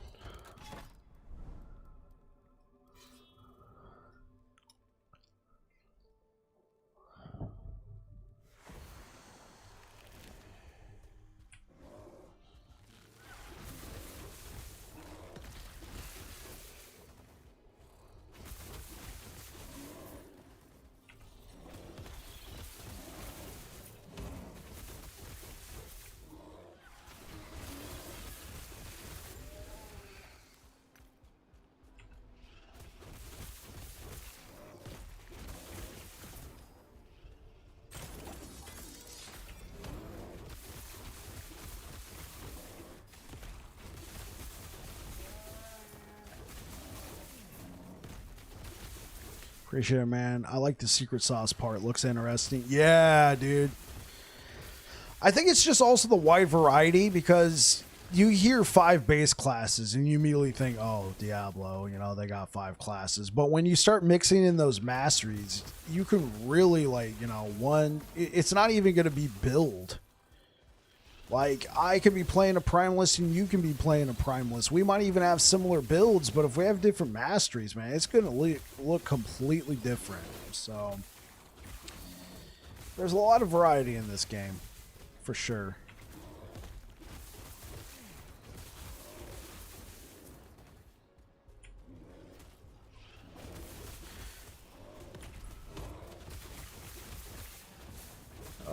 Air Dragon, this game all builds are for the most part in-game viable. Some are just better than others. Yeah.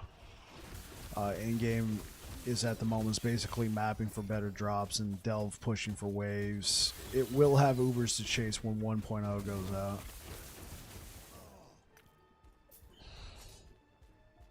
I feel like I heard a little bit about the Ubers, but you have given me more information on Ubers than I have heard before, Air Dragon. So I appreciate it, to use PoE terminology. Yeah, I'd be really interested to see what that looks like. They're calling them pinnacle bosses. I like the sound of that. Are they called Uber bosses in Path of Exile? Because I felt like they were called Uber bosses in Diablo 4 as well. Like, what's the point in just calling them Ubers? Might as well call them Pinnacle. Call them something else. You have your own unique outlook on it.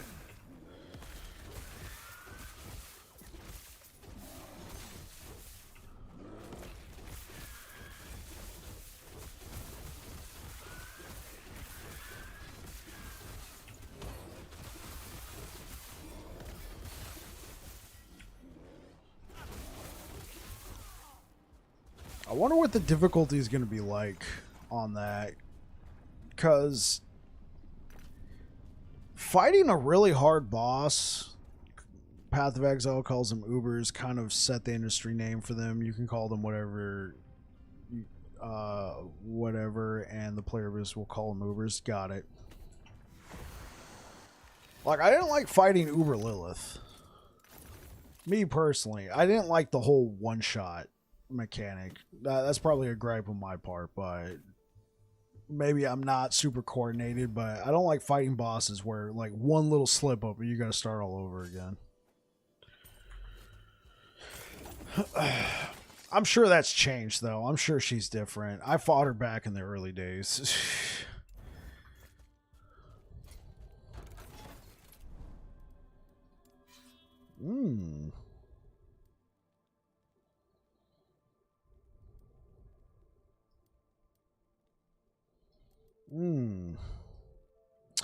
Yeah, let's go ahead and grab these glove drops.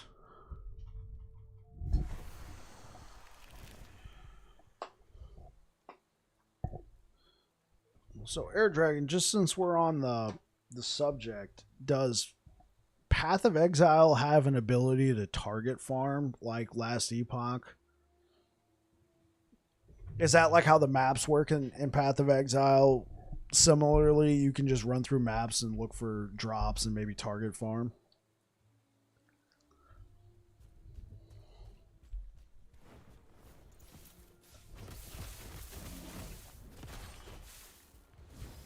Short answer, kinda. It's not as specific. Understood.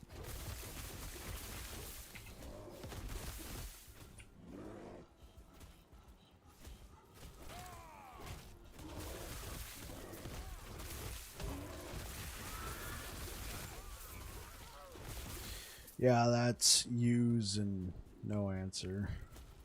That's a use and no.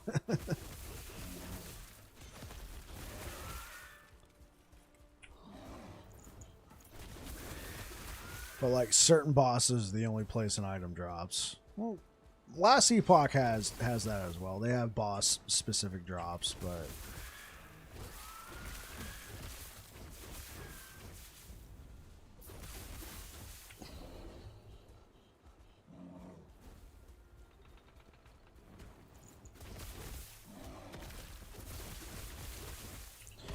much of the game will be famed anywhere if you do the right things. It's 10 years of complicated. Ultimately, I think that's just what Path of Exile boils down to. We've had 10 years to refine this, 10 years to add to it. Farmed. Understood. Okay. It was like famed.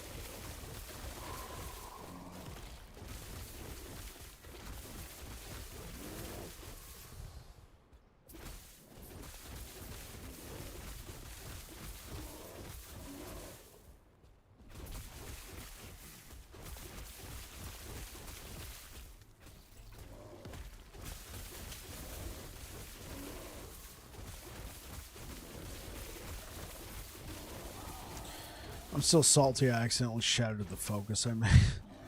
Wait, you did that on Last Epoch? You accidentally shattered your focus? Ouch. I'm sorry to hear that, man.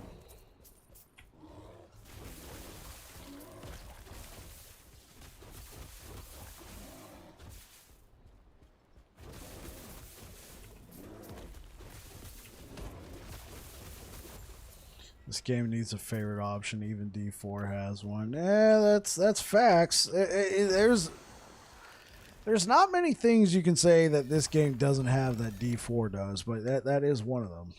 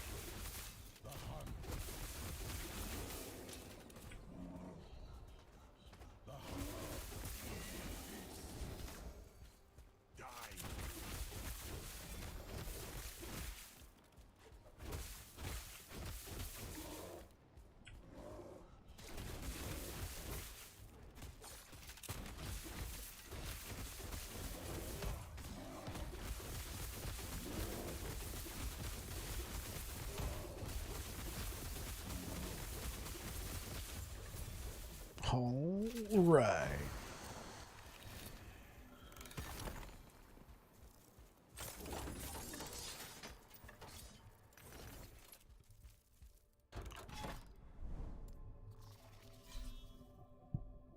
Double elemental damage stack. This is I like the Lagon fight. You are a masochist. In-game chat never fails. Never fails in-game chat. I like the Lagon fight. You masochist. You must hate yourself.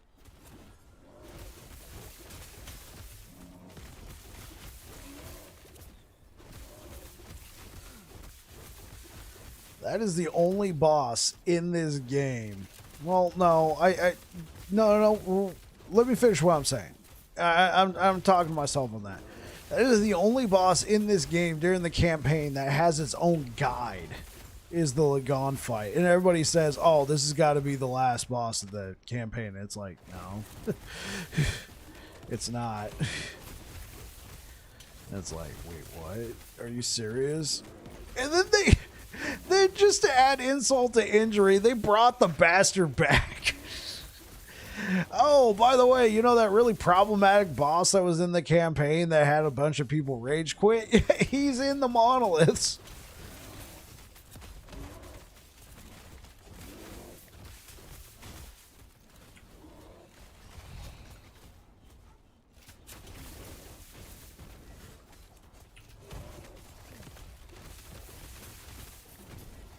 No. No.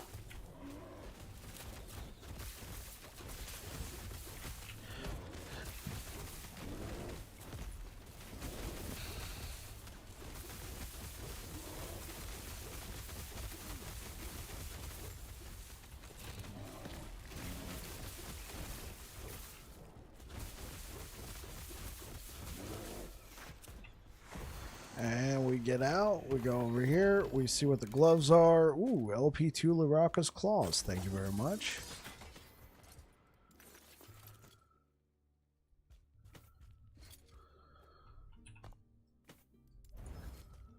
Oh, and now let's go over here. Let's go shopping. Pick up these two. And let's go fight Orbis. Orbis. Orbis, I've come to challenge you in Mortal Kombat. DeWerebear. What up, Jericho, over on YouTube? I hope your stream went very well today, sir. Oh, of course he's going to do elemental damage. This guy's probably going to one-shot me. Yo, get over here. Orbis.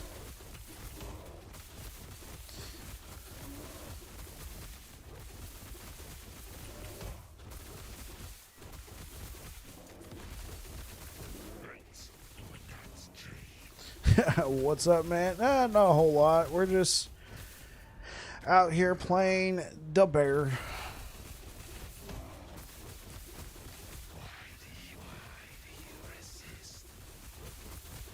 That's one fast bear. Yes, I am Wolverine the bear. And we got a bunch of negative mods on right now. That makes this fight a little bit harder, and we're still slicing through this guy like butter. We got critical strike avoidance on. We got a double elemental stack, so he can really ice my ass real quick if one of those ice balls hit me. And he dead though.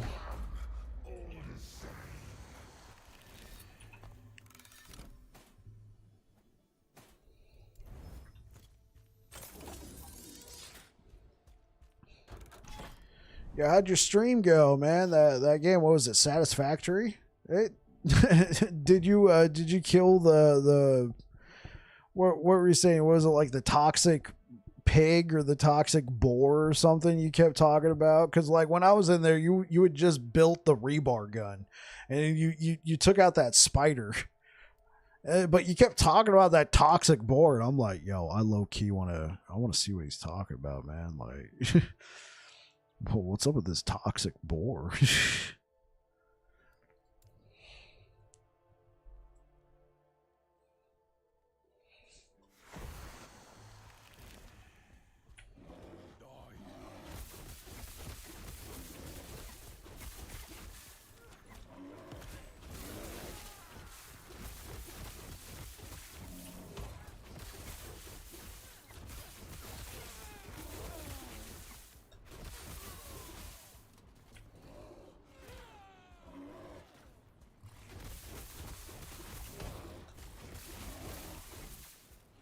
Dude, yes, that boar was so annoying to kill. He was guarding the entrance to the cave that had the quartz mine. He was radioactive. Oh, that's right. It was the radioactive boar.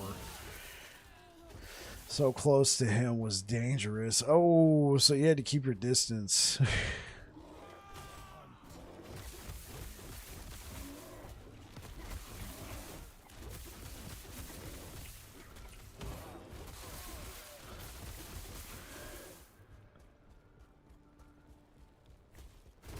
Yo, if you got it time stamped on your stream, now that it's over, I'll go check it out on YouTube at some point.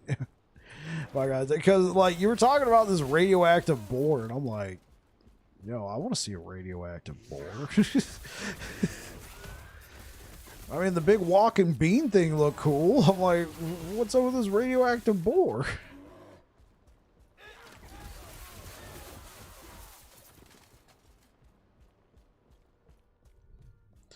See if you can find it. Oh, if you can't, that's okay, man. I don't want to put you out, but I was just like, yo, radioactive boar, let's go.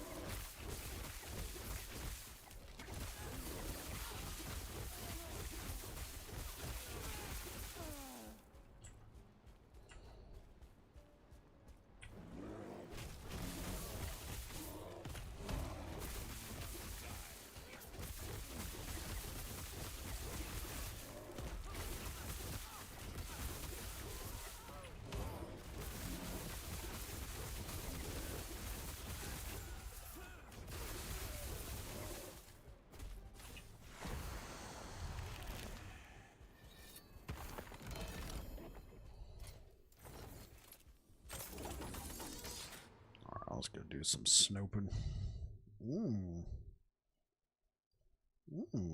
Interesting. All right.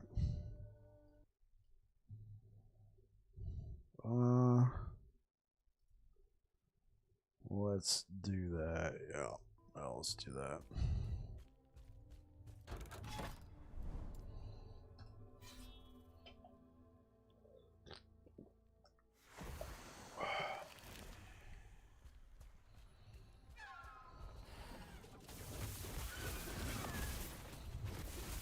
Watching your stream is giving me the urge to play Werebear again. Hey, Jericho, I was thinking about that because, like, we keep catching each other after we're done streaming.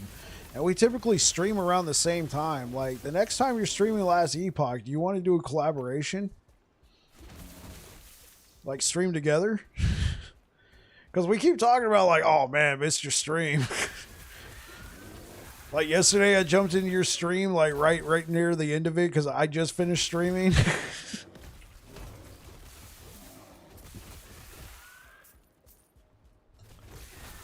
I know this is kind of weird to just ask during the middle of one of us streaming, but I mean, we keep mentioning it every time. Like, oh man, I missed your stream.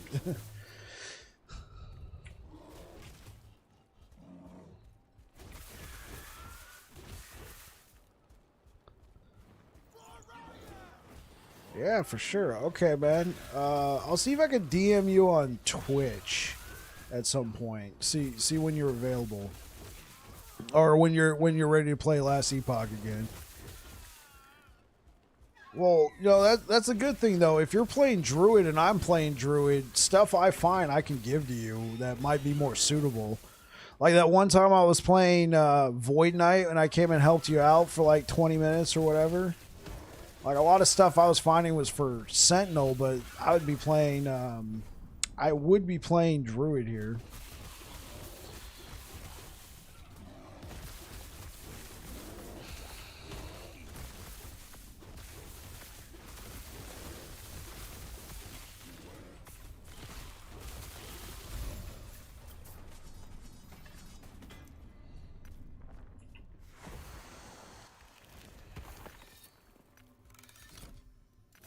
Yeah, because I think that could be a lot of fun, man.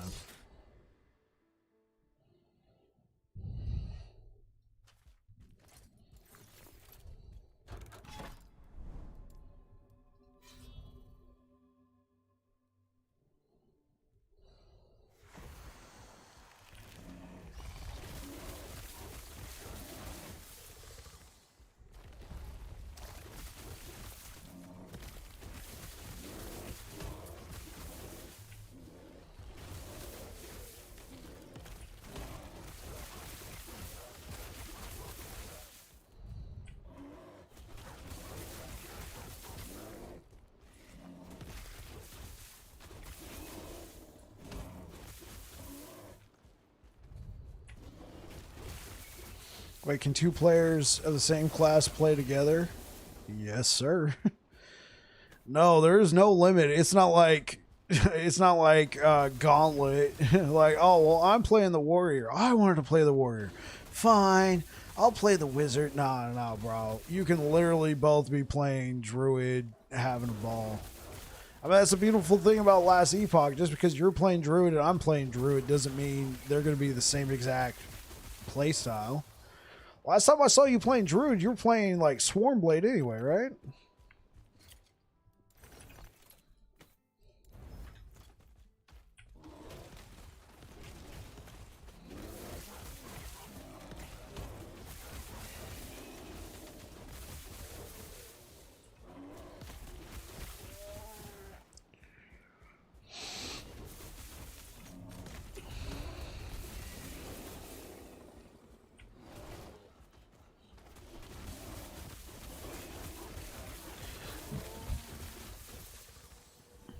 Is your main much fun? Yeah, it looked like you're having a lot of fun with that guy.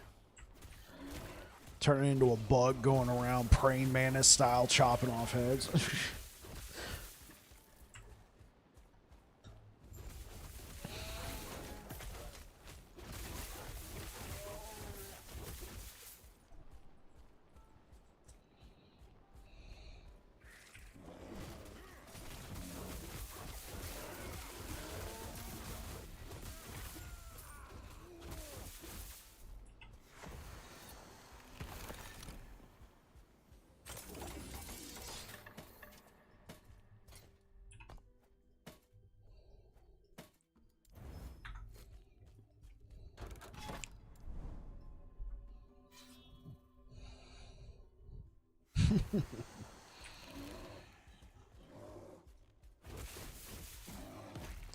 All right.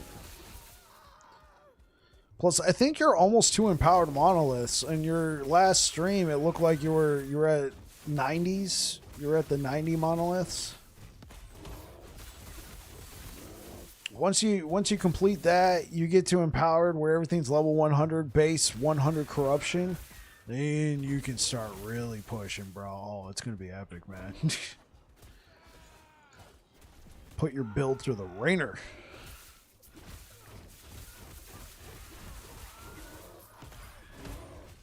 Test out the legendary Swarmblade.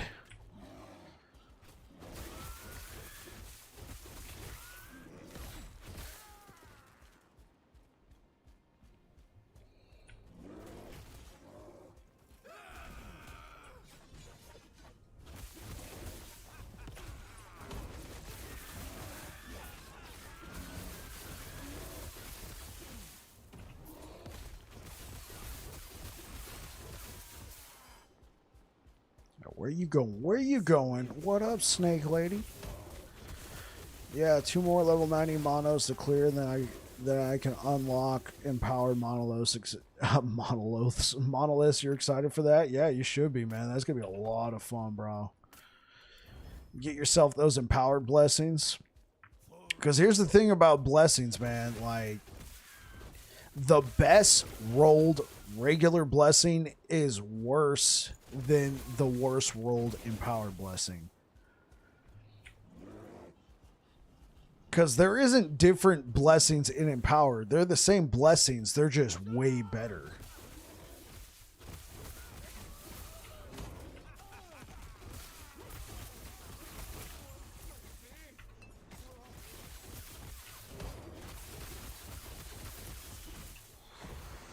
Yeah. Yeah, so like let's take a look at the ye old character sheet. Let's go over to blessings. So I got a max roll. Yeah, honestly, the blessings have been kind of underwhelming. Okay, so right here. So on this tree, they show you a percentage of how good your current blessing is, like where you are, like the little blue circle on the outside that shows you what the max roll can be. You can also hold down Control Alt. So under this grand blessing, you can see that grand blessing of grand body of obsidian blessing It's got a range of 200 to 320 armor that it can drop at. I got 301. That's why the blue circle is almost all the way closed. We got the max roll for the percentage increase. That was a huge win for moi. Now, if we go over here to good old max roll.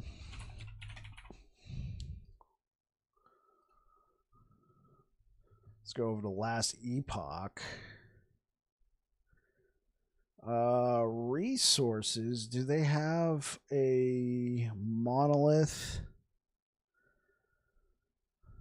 They got a gear planner. I don't want to spend too much monoliths. Let's go over to monoliths.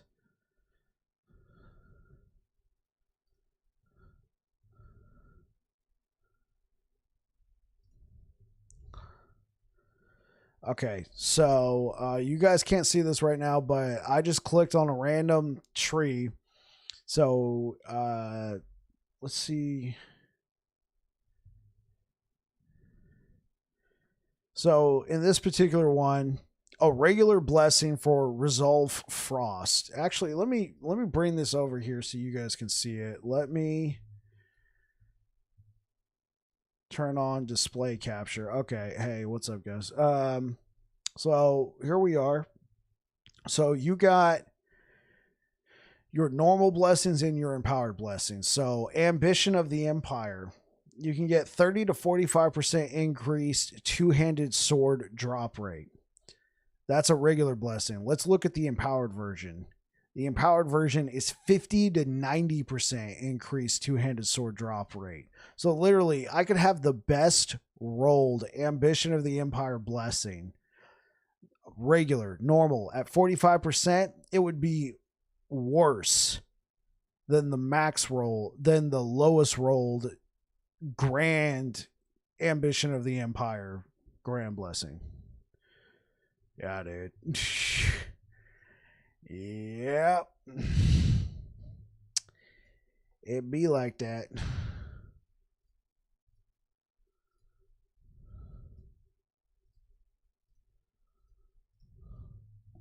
That's a lot of armor, I know, right? Yeah, right?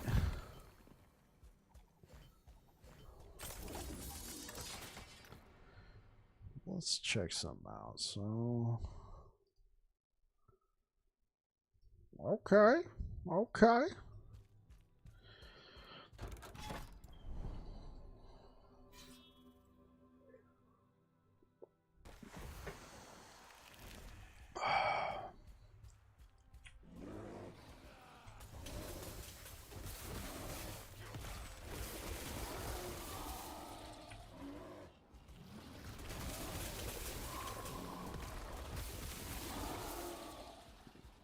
Oh, man.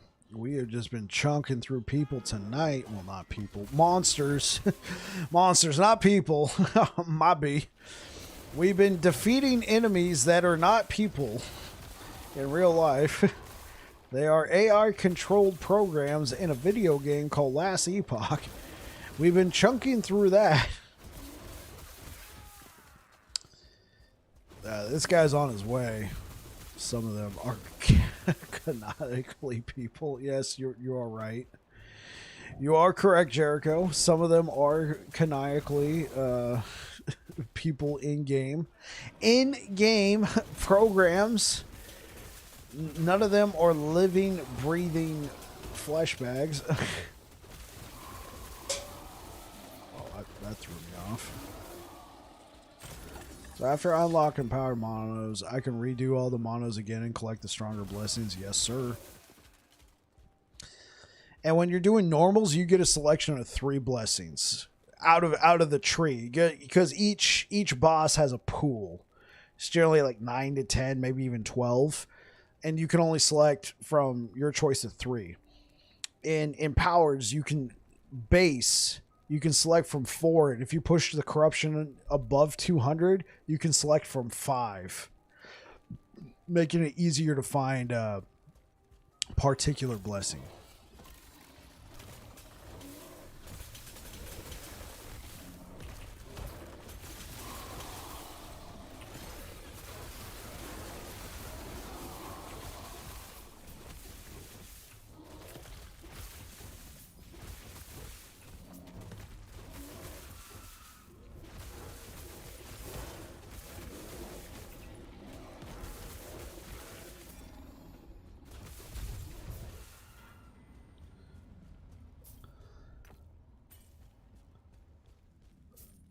So it sounds like all the good stuff is hidden away in powers. Yes, sir. That's what I'm saying.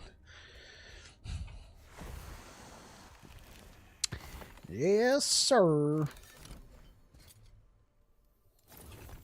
All the good stuff is behind the empowered wall. I can't say paywall because you can't pay any money to gain access to it.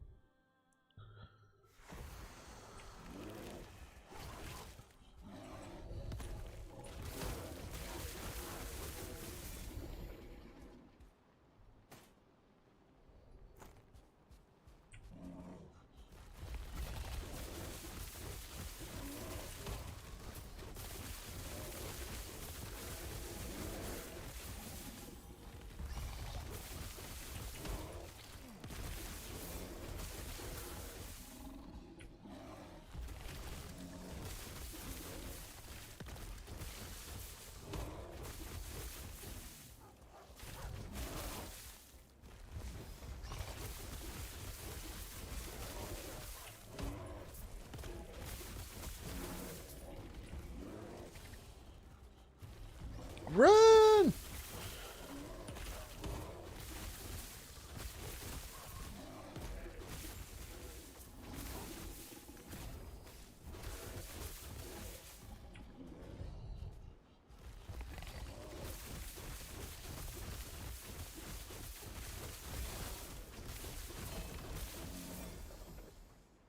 Phrase retreat. No thanks.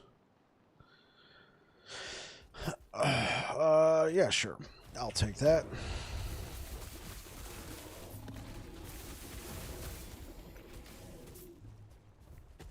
Scholars. Holy Grail.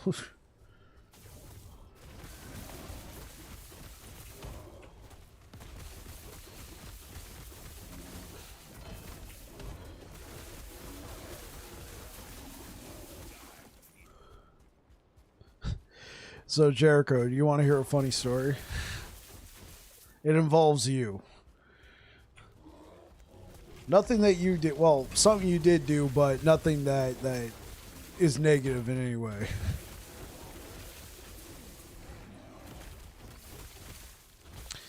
Okay.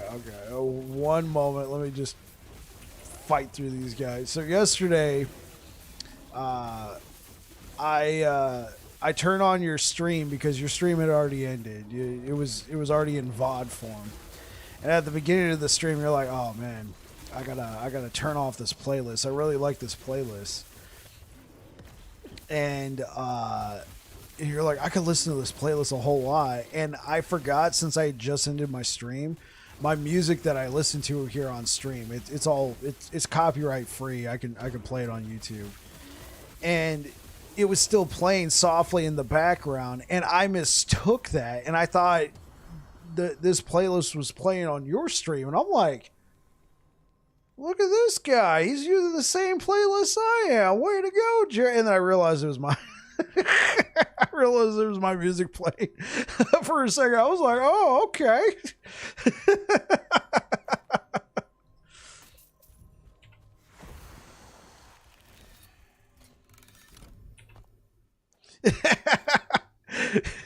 Had me there for a second. I was like, oh, okay.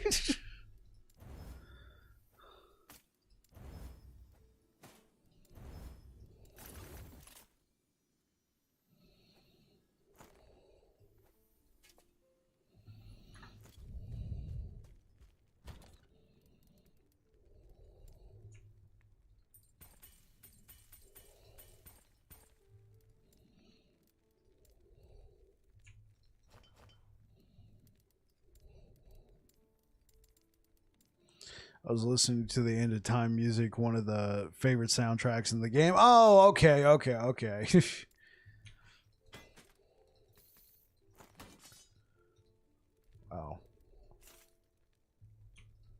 Oh, I still can't slot that in there. I got too much stuff. You see, chat, I'm a hoarder.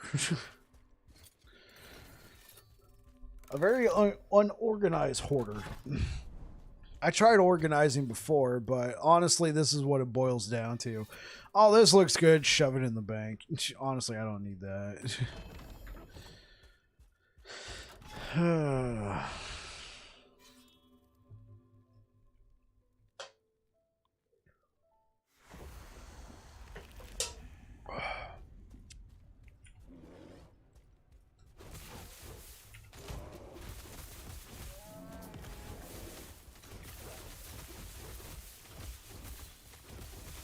It's possible I found the same playlist, though. There's a finite amount of DMCA free playlist floating out there. Yeah, that's true. That's true.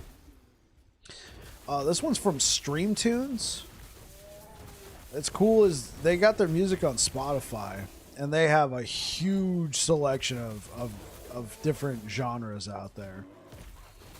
So it's stream with S. It's STREE instead of EAEEM. Stream Tunes. This one is from their Lo-Fi Beats collection. But they got their music in multiple different places, like YouTube, Apple Music, that sort of thing. I just happen to have a Spotify subscription, so. Because before, when I was exclusively streaming on Twitch, I would play music from lesser known artists, but it was copyright. And then I would just use the software built into Streamlabs OBS to just separate it. But when you're streaming to YouTube, that feature isn't available to YouTube. So I was like, let me go try and find some copyright-free music. And I ran into that one.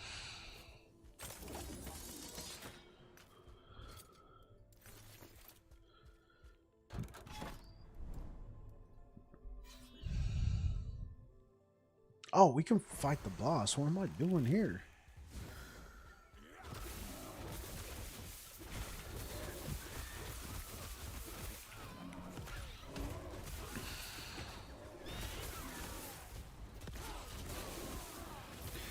I wonder how heavily they enforce copyright.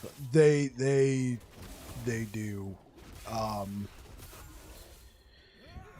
There was a couple years ago when I was just streaming on Twitch, I found a playlist of what was defined as copyright-free music.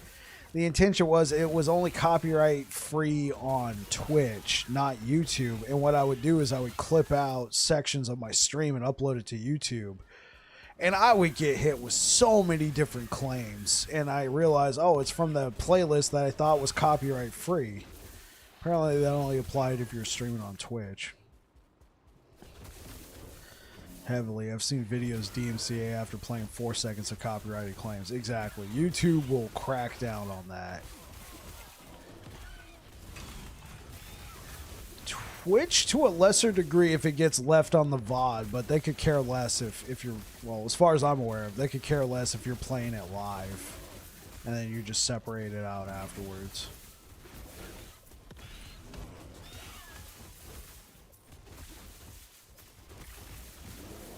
Now, what happens more often than not is they just put in a copyright claim and then it shares revenue. I'm not monetized on YouTube yet. That's a goal for this year.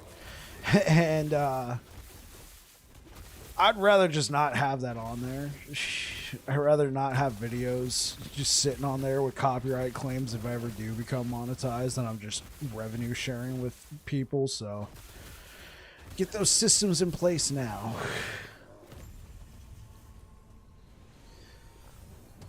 If it's live and not in a VOD, it's like mom knows you ate the cookies because the jar is empty, but she knows who ate them. Exactly. Because I've tuned into some streams here on Twitch, and they'll be playing all sorts of like classic bangers, man. They'll be playing like, you know, Journey and AC/DC and Def Leppard and all sorts of stuff here on Twitch. But then if you check out the VOD later on, the music's not there because you use the software to remove it. Well, that's not going to be the case on YouTube. that music will be there. Unless you got it set up right. There's a few people out there who have figured out how to not have the music play when it's being streamed to YouTube, but it still plays on Twitch and they get separated out of Twitch. I didn't want to deal with that. Just went copyright free. I haven't had a claim yet, so.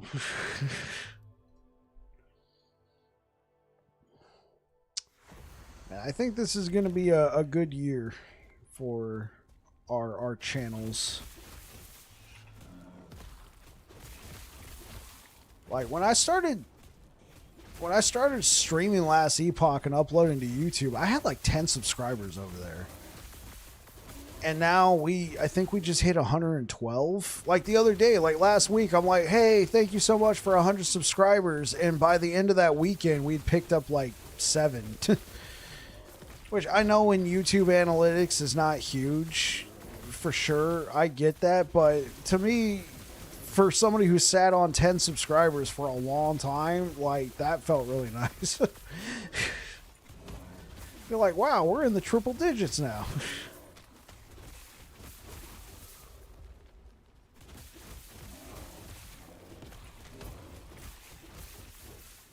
That's all thanks to you guys.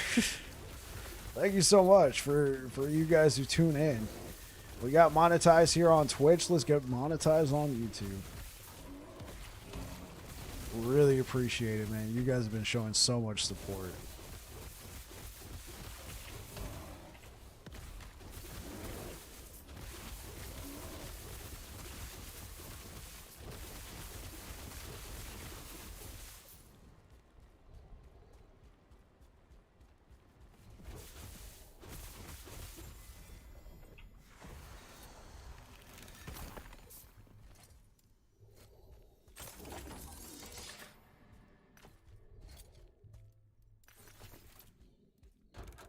What are our, I wanted to shout out some of my new subs on YouTube, but can't actually see their names because subs are set to private by default, I think.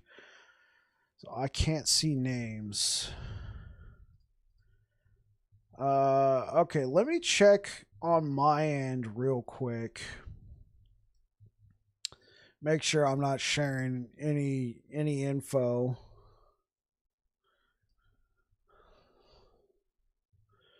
So if I get a subscriber on stream, it'll pop up in my alerts.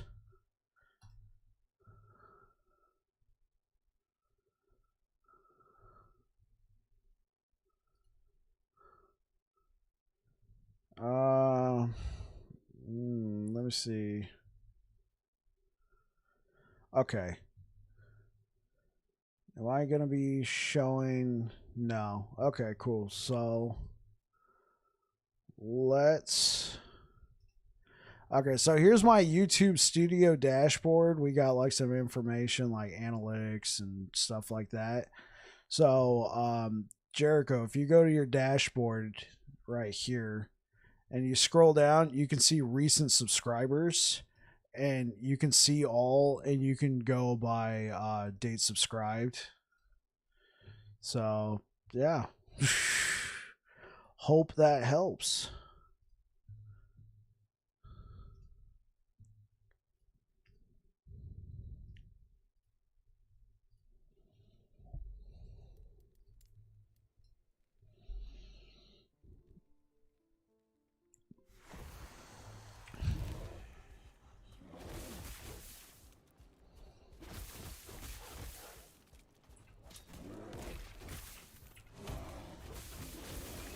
Oh, what am I doing here? I was going to try and fight the boss.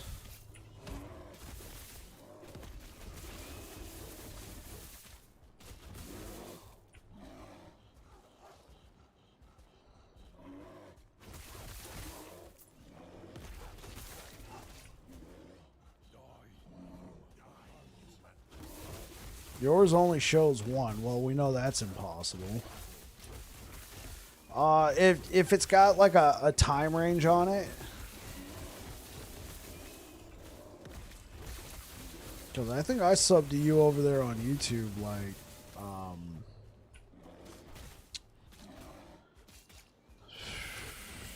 Not super long ago, like what, last month?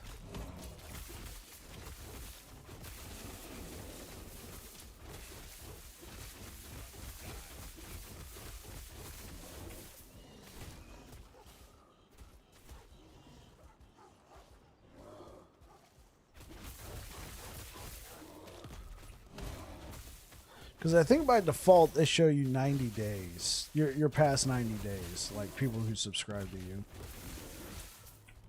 Okay. I'll play around with it. Okay, cool.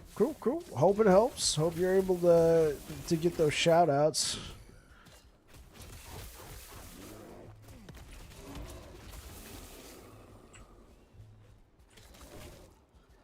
Speaking of copyright, did you hear the early Mickey Mouse designs are now public domain, fair game to include in your streams? Yeah, and it could have happened to a nicer company, man.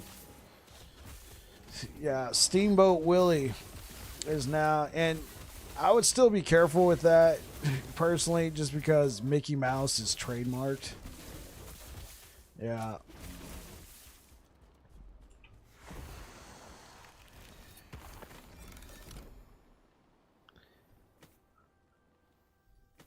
I have a lot of sentiments on that because what I wanted to, Disney was largely responsible for getting the copyrights extended extensively. There's so much property. There's already an NFT slasher film and porn. Yeah, seriously. Hey, you know what? That's Disney's fault for letting the copyrights expire in the age of the internet. Obviously, they wouldn't have known, but the copyright was originally supposed to expire in 1984. That would have been such a great time back then to let it expire before the internet was around. That way, people would have gotten used to having the mouse available. But since they were so gun-ho for extending the copyrights, it's just people are now like, oh, we're going ham. There's so much property that the copyright got extended on because of Disney pushing to protect Steamboat Willie. Like Superman would have been public domain by now. I don't know about Spider-Man, but definitely Superman, Batman, a number of, a lot of IP would have been public domain by now. And if you look at the history of Disney, a lot of that company was built on the back of public domain, using classic stories from Hans Christian Andersen, Snow White and the Seven Dwarfs, Sleeping Beauty, a number of children's stories, Pinocchio. They were able to create these cartoons, these movies, these shows with public domain and add their own twist to it and make these timeless classics. And honestly, I don't know if Mickey Mouse itself would have existed if it weren't for copyright law. Because if you guys didn't know, Walt Disney had a cartoon character called, I believe, Oswald the Rabbit, and he lost the copyright to that with the older copyright laws back in the day during his lifetime. And it was because of that he created Mickey Mouse and Minnie Mouse. And if the current copyright laws existed back then, I don't know if we would have gotten a Mickey Mouse or a Minnie Mouse, because he might have just kept making content for Oswald the Rabbit. And so it just felt really bad seeing this company take so much public domain at the time and create these great timeless classics and then act like a curmudgeon troll. Be like, nah, you can't use our character. You can't use this. We're going to get the copyright extended. And now the copyright is just absolutely like, it's affecting the music industry really hardcore. It's affected, like, if copyright existed as it was, Copyright was there to help you early, so even the little guy could make something cool and not have it stolen by the big guy. It was never meant to be an eternal protection. Exactly. Exactly. The expiration was there to make you innovate. Yeah. I have a lot of sentiments on copyright law in the United States, and it affects a lot of the world.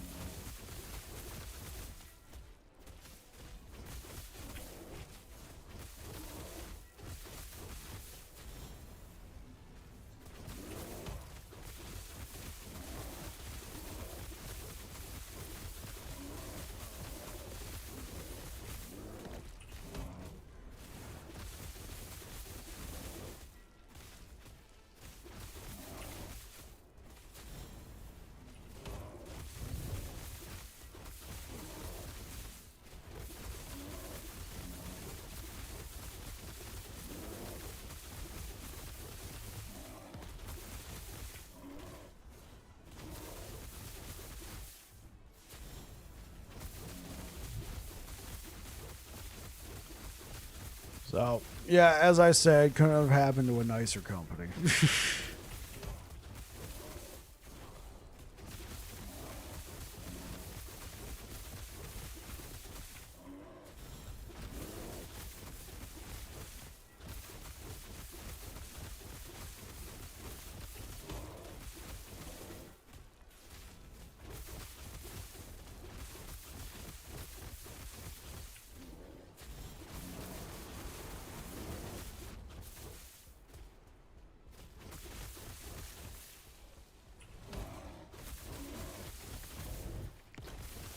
Yeah, Disney has enough money. Well,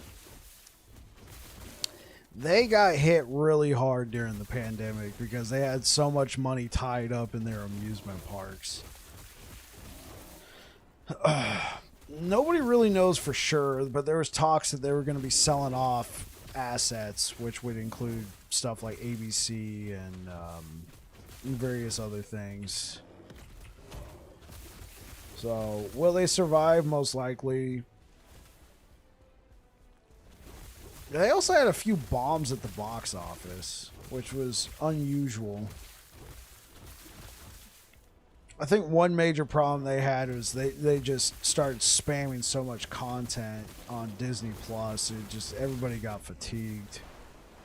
I mean, I think that's why they brought back Bob Iger.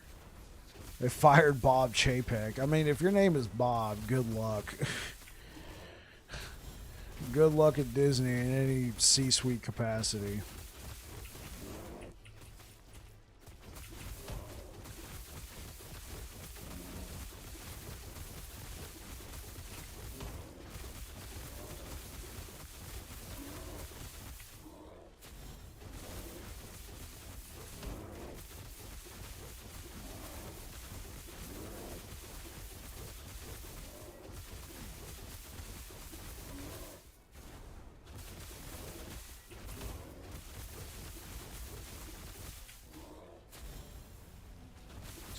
I'm kind of over watching MCU movies in theaters. Just wait for them to drop on Disney Plus. Yeah, I dropped Disney Plus.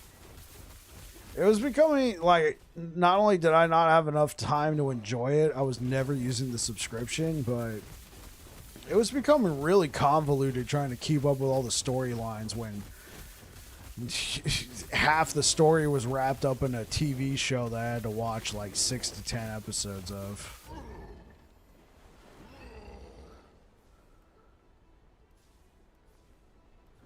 80% chance to shock on hit. Oh, come on. We want the one that lets us shred.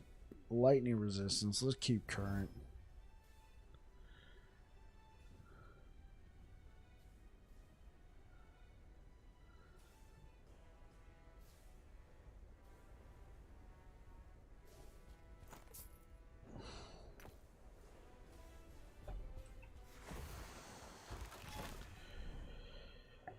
Alright, let's see what we got going on. Let us see.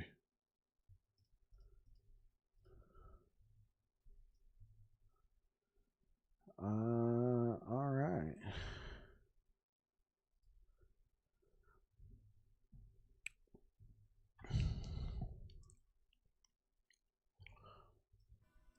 Let's. I might cancel Disney Plus soon. Yeah. Well, we got to keep farming this guy, unfortunately. I think we're going to do another Echo or two.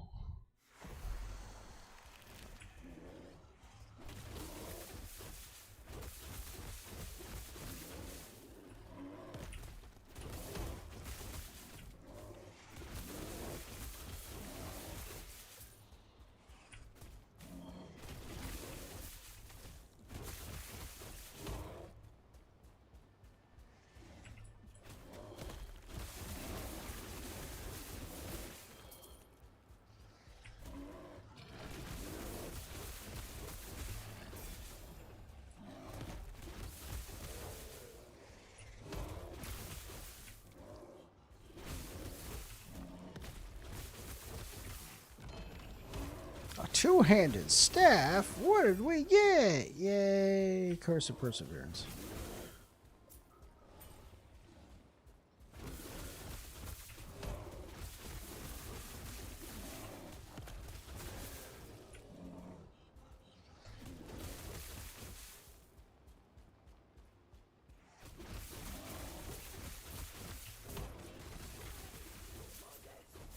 Oh, did we get? Oh, we got ambush. Hey, Air Dragon, it's another ambush. If you're new here or haven't seen it before, it's a long-running gag with me. I feel like the ambushes in Last Epoch, they always try and set it up as a surprise, and then they just end up spamming you with ambushes. Like, gotcha! It was an ambush! You didn't see that coming! Like, bro, I've literally been ambushed for the past 6 echoes.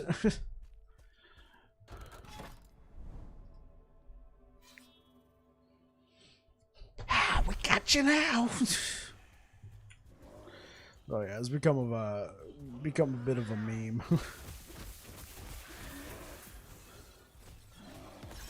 Like even today, Air Dragon came in and he's like, "Yo, Bike, you're not gonna believe this. I got ambushed in Last Epoch." I'm like, "Oh no, the horror!" Hey, you just got ambushed as well.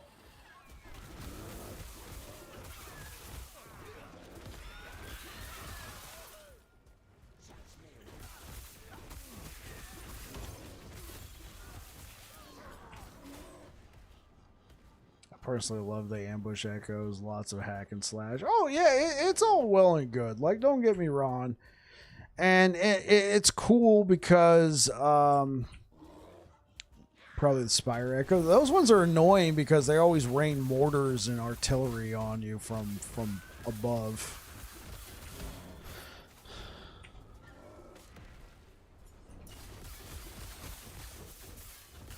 One good thing about the ambushes is the objective comes to you. So if you're trying to clear through a map real quick, like they're good. Like don't get me wrong, it's the way it's set up. It's like find this. Oh wait, never mind. Psych, it was an ambush.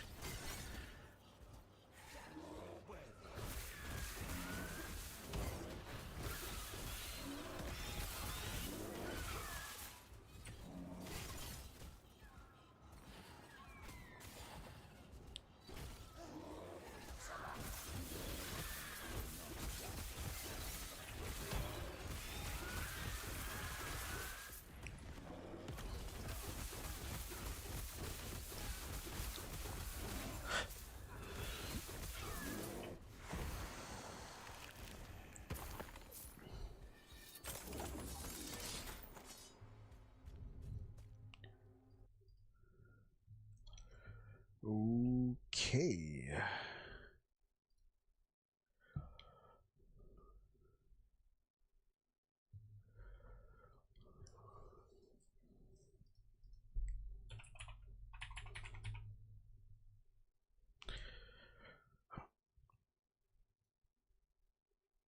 All right, guys. I'm gonna go ahead and call it right there. We had a great time today. Thank you, everybody, for who made it out.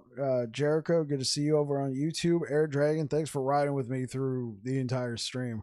We're gonna go ahead and rate Chuckles. He hasn't been here on Last Epoch for a little while, so let's send him some love. Good luck. Don't die on your hardcore champion, as I see that he is playing. Anyway, you guys take care. You have yourselves a good one. Cheers.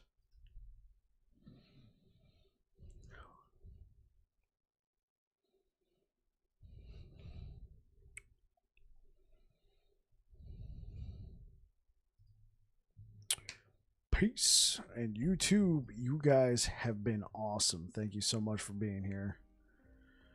Yeah, Jericho, I'm gonna send you my Discord username on Twitch, and then we can figure it out from there. I'll DM you, and we can figure out when's a good time. Thanks for being here, bud. All right, peace out, everybody.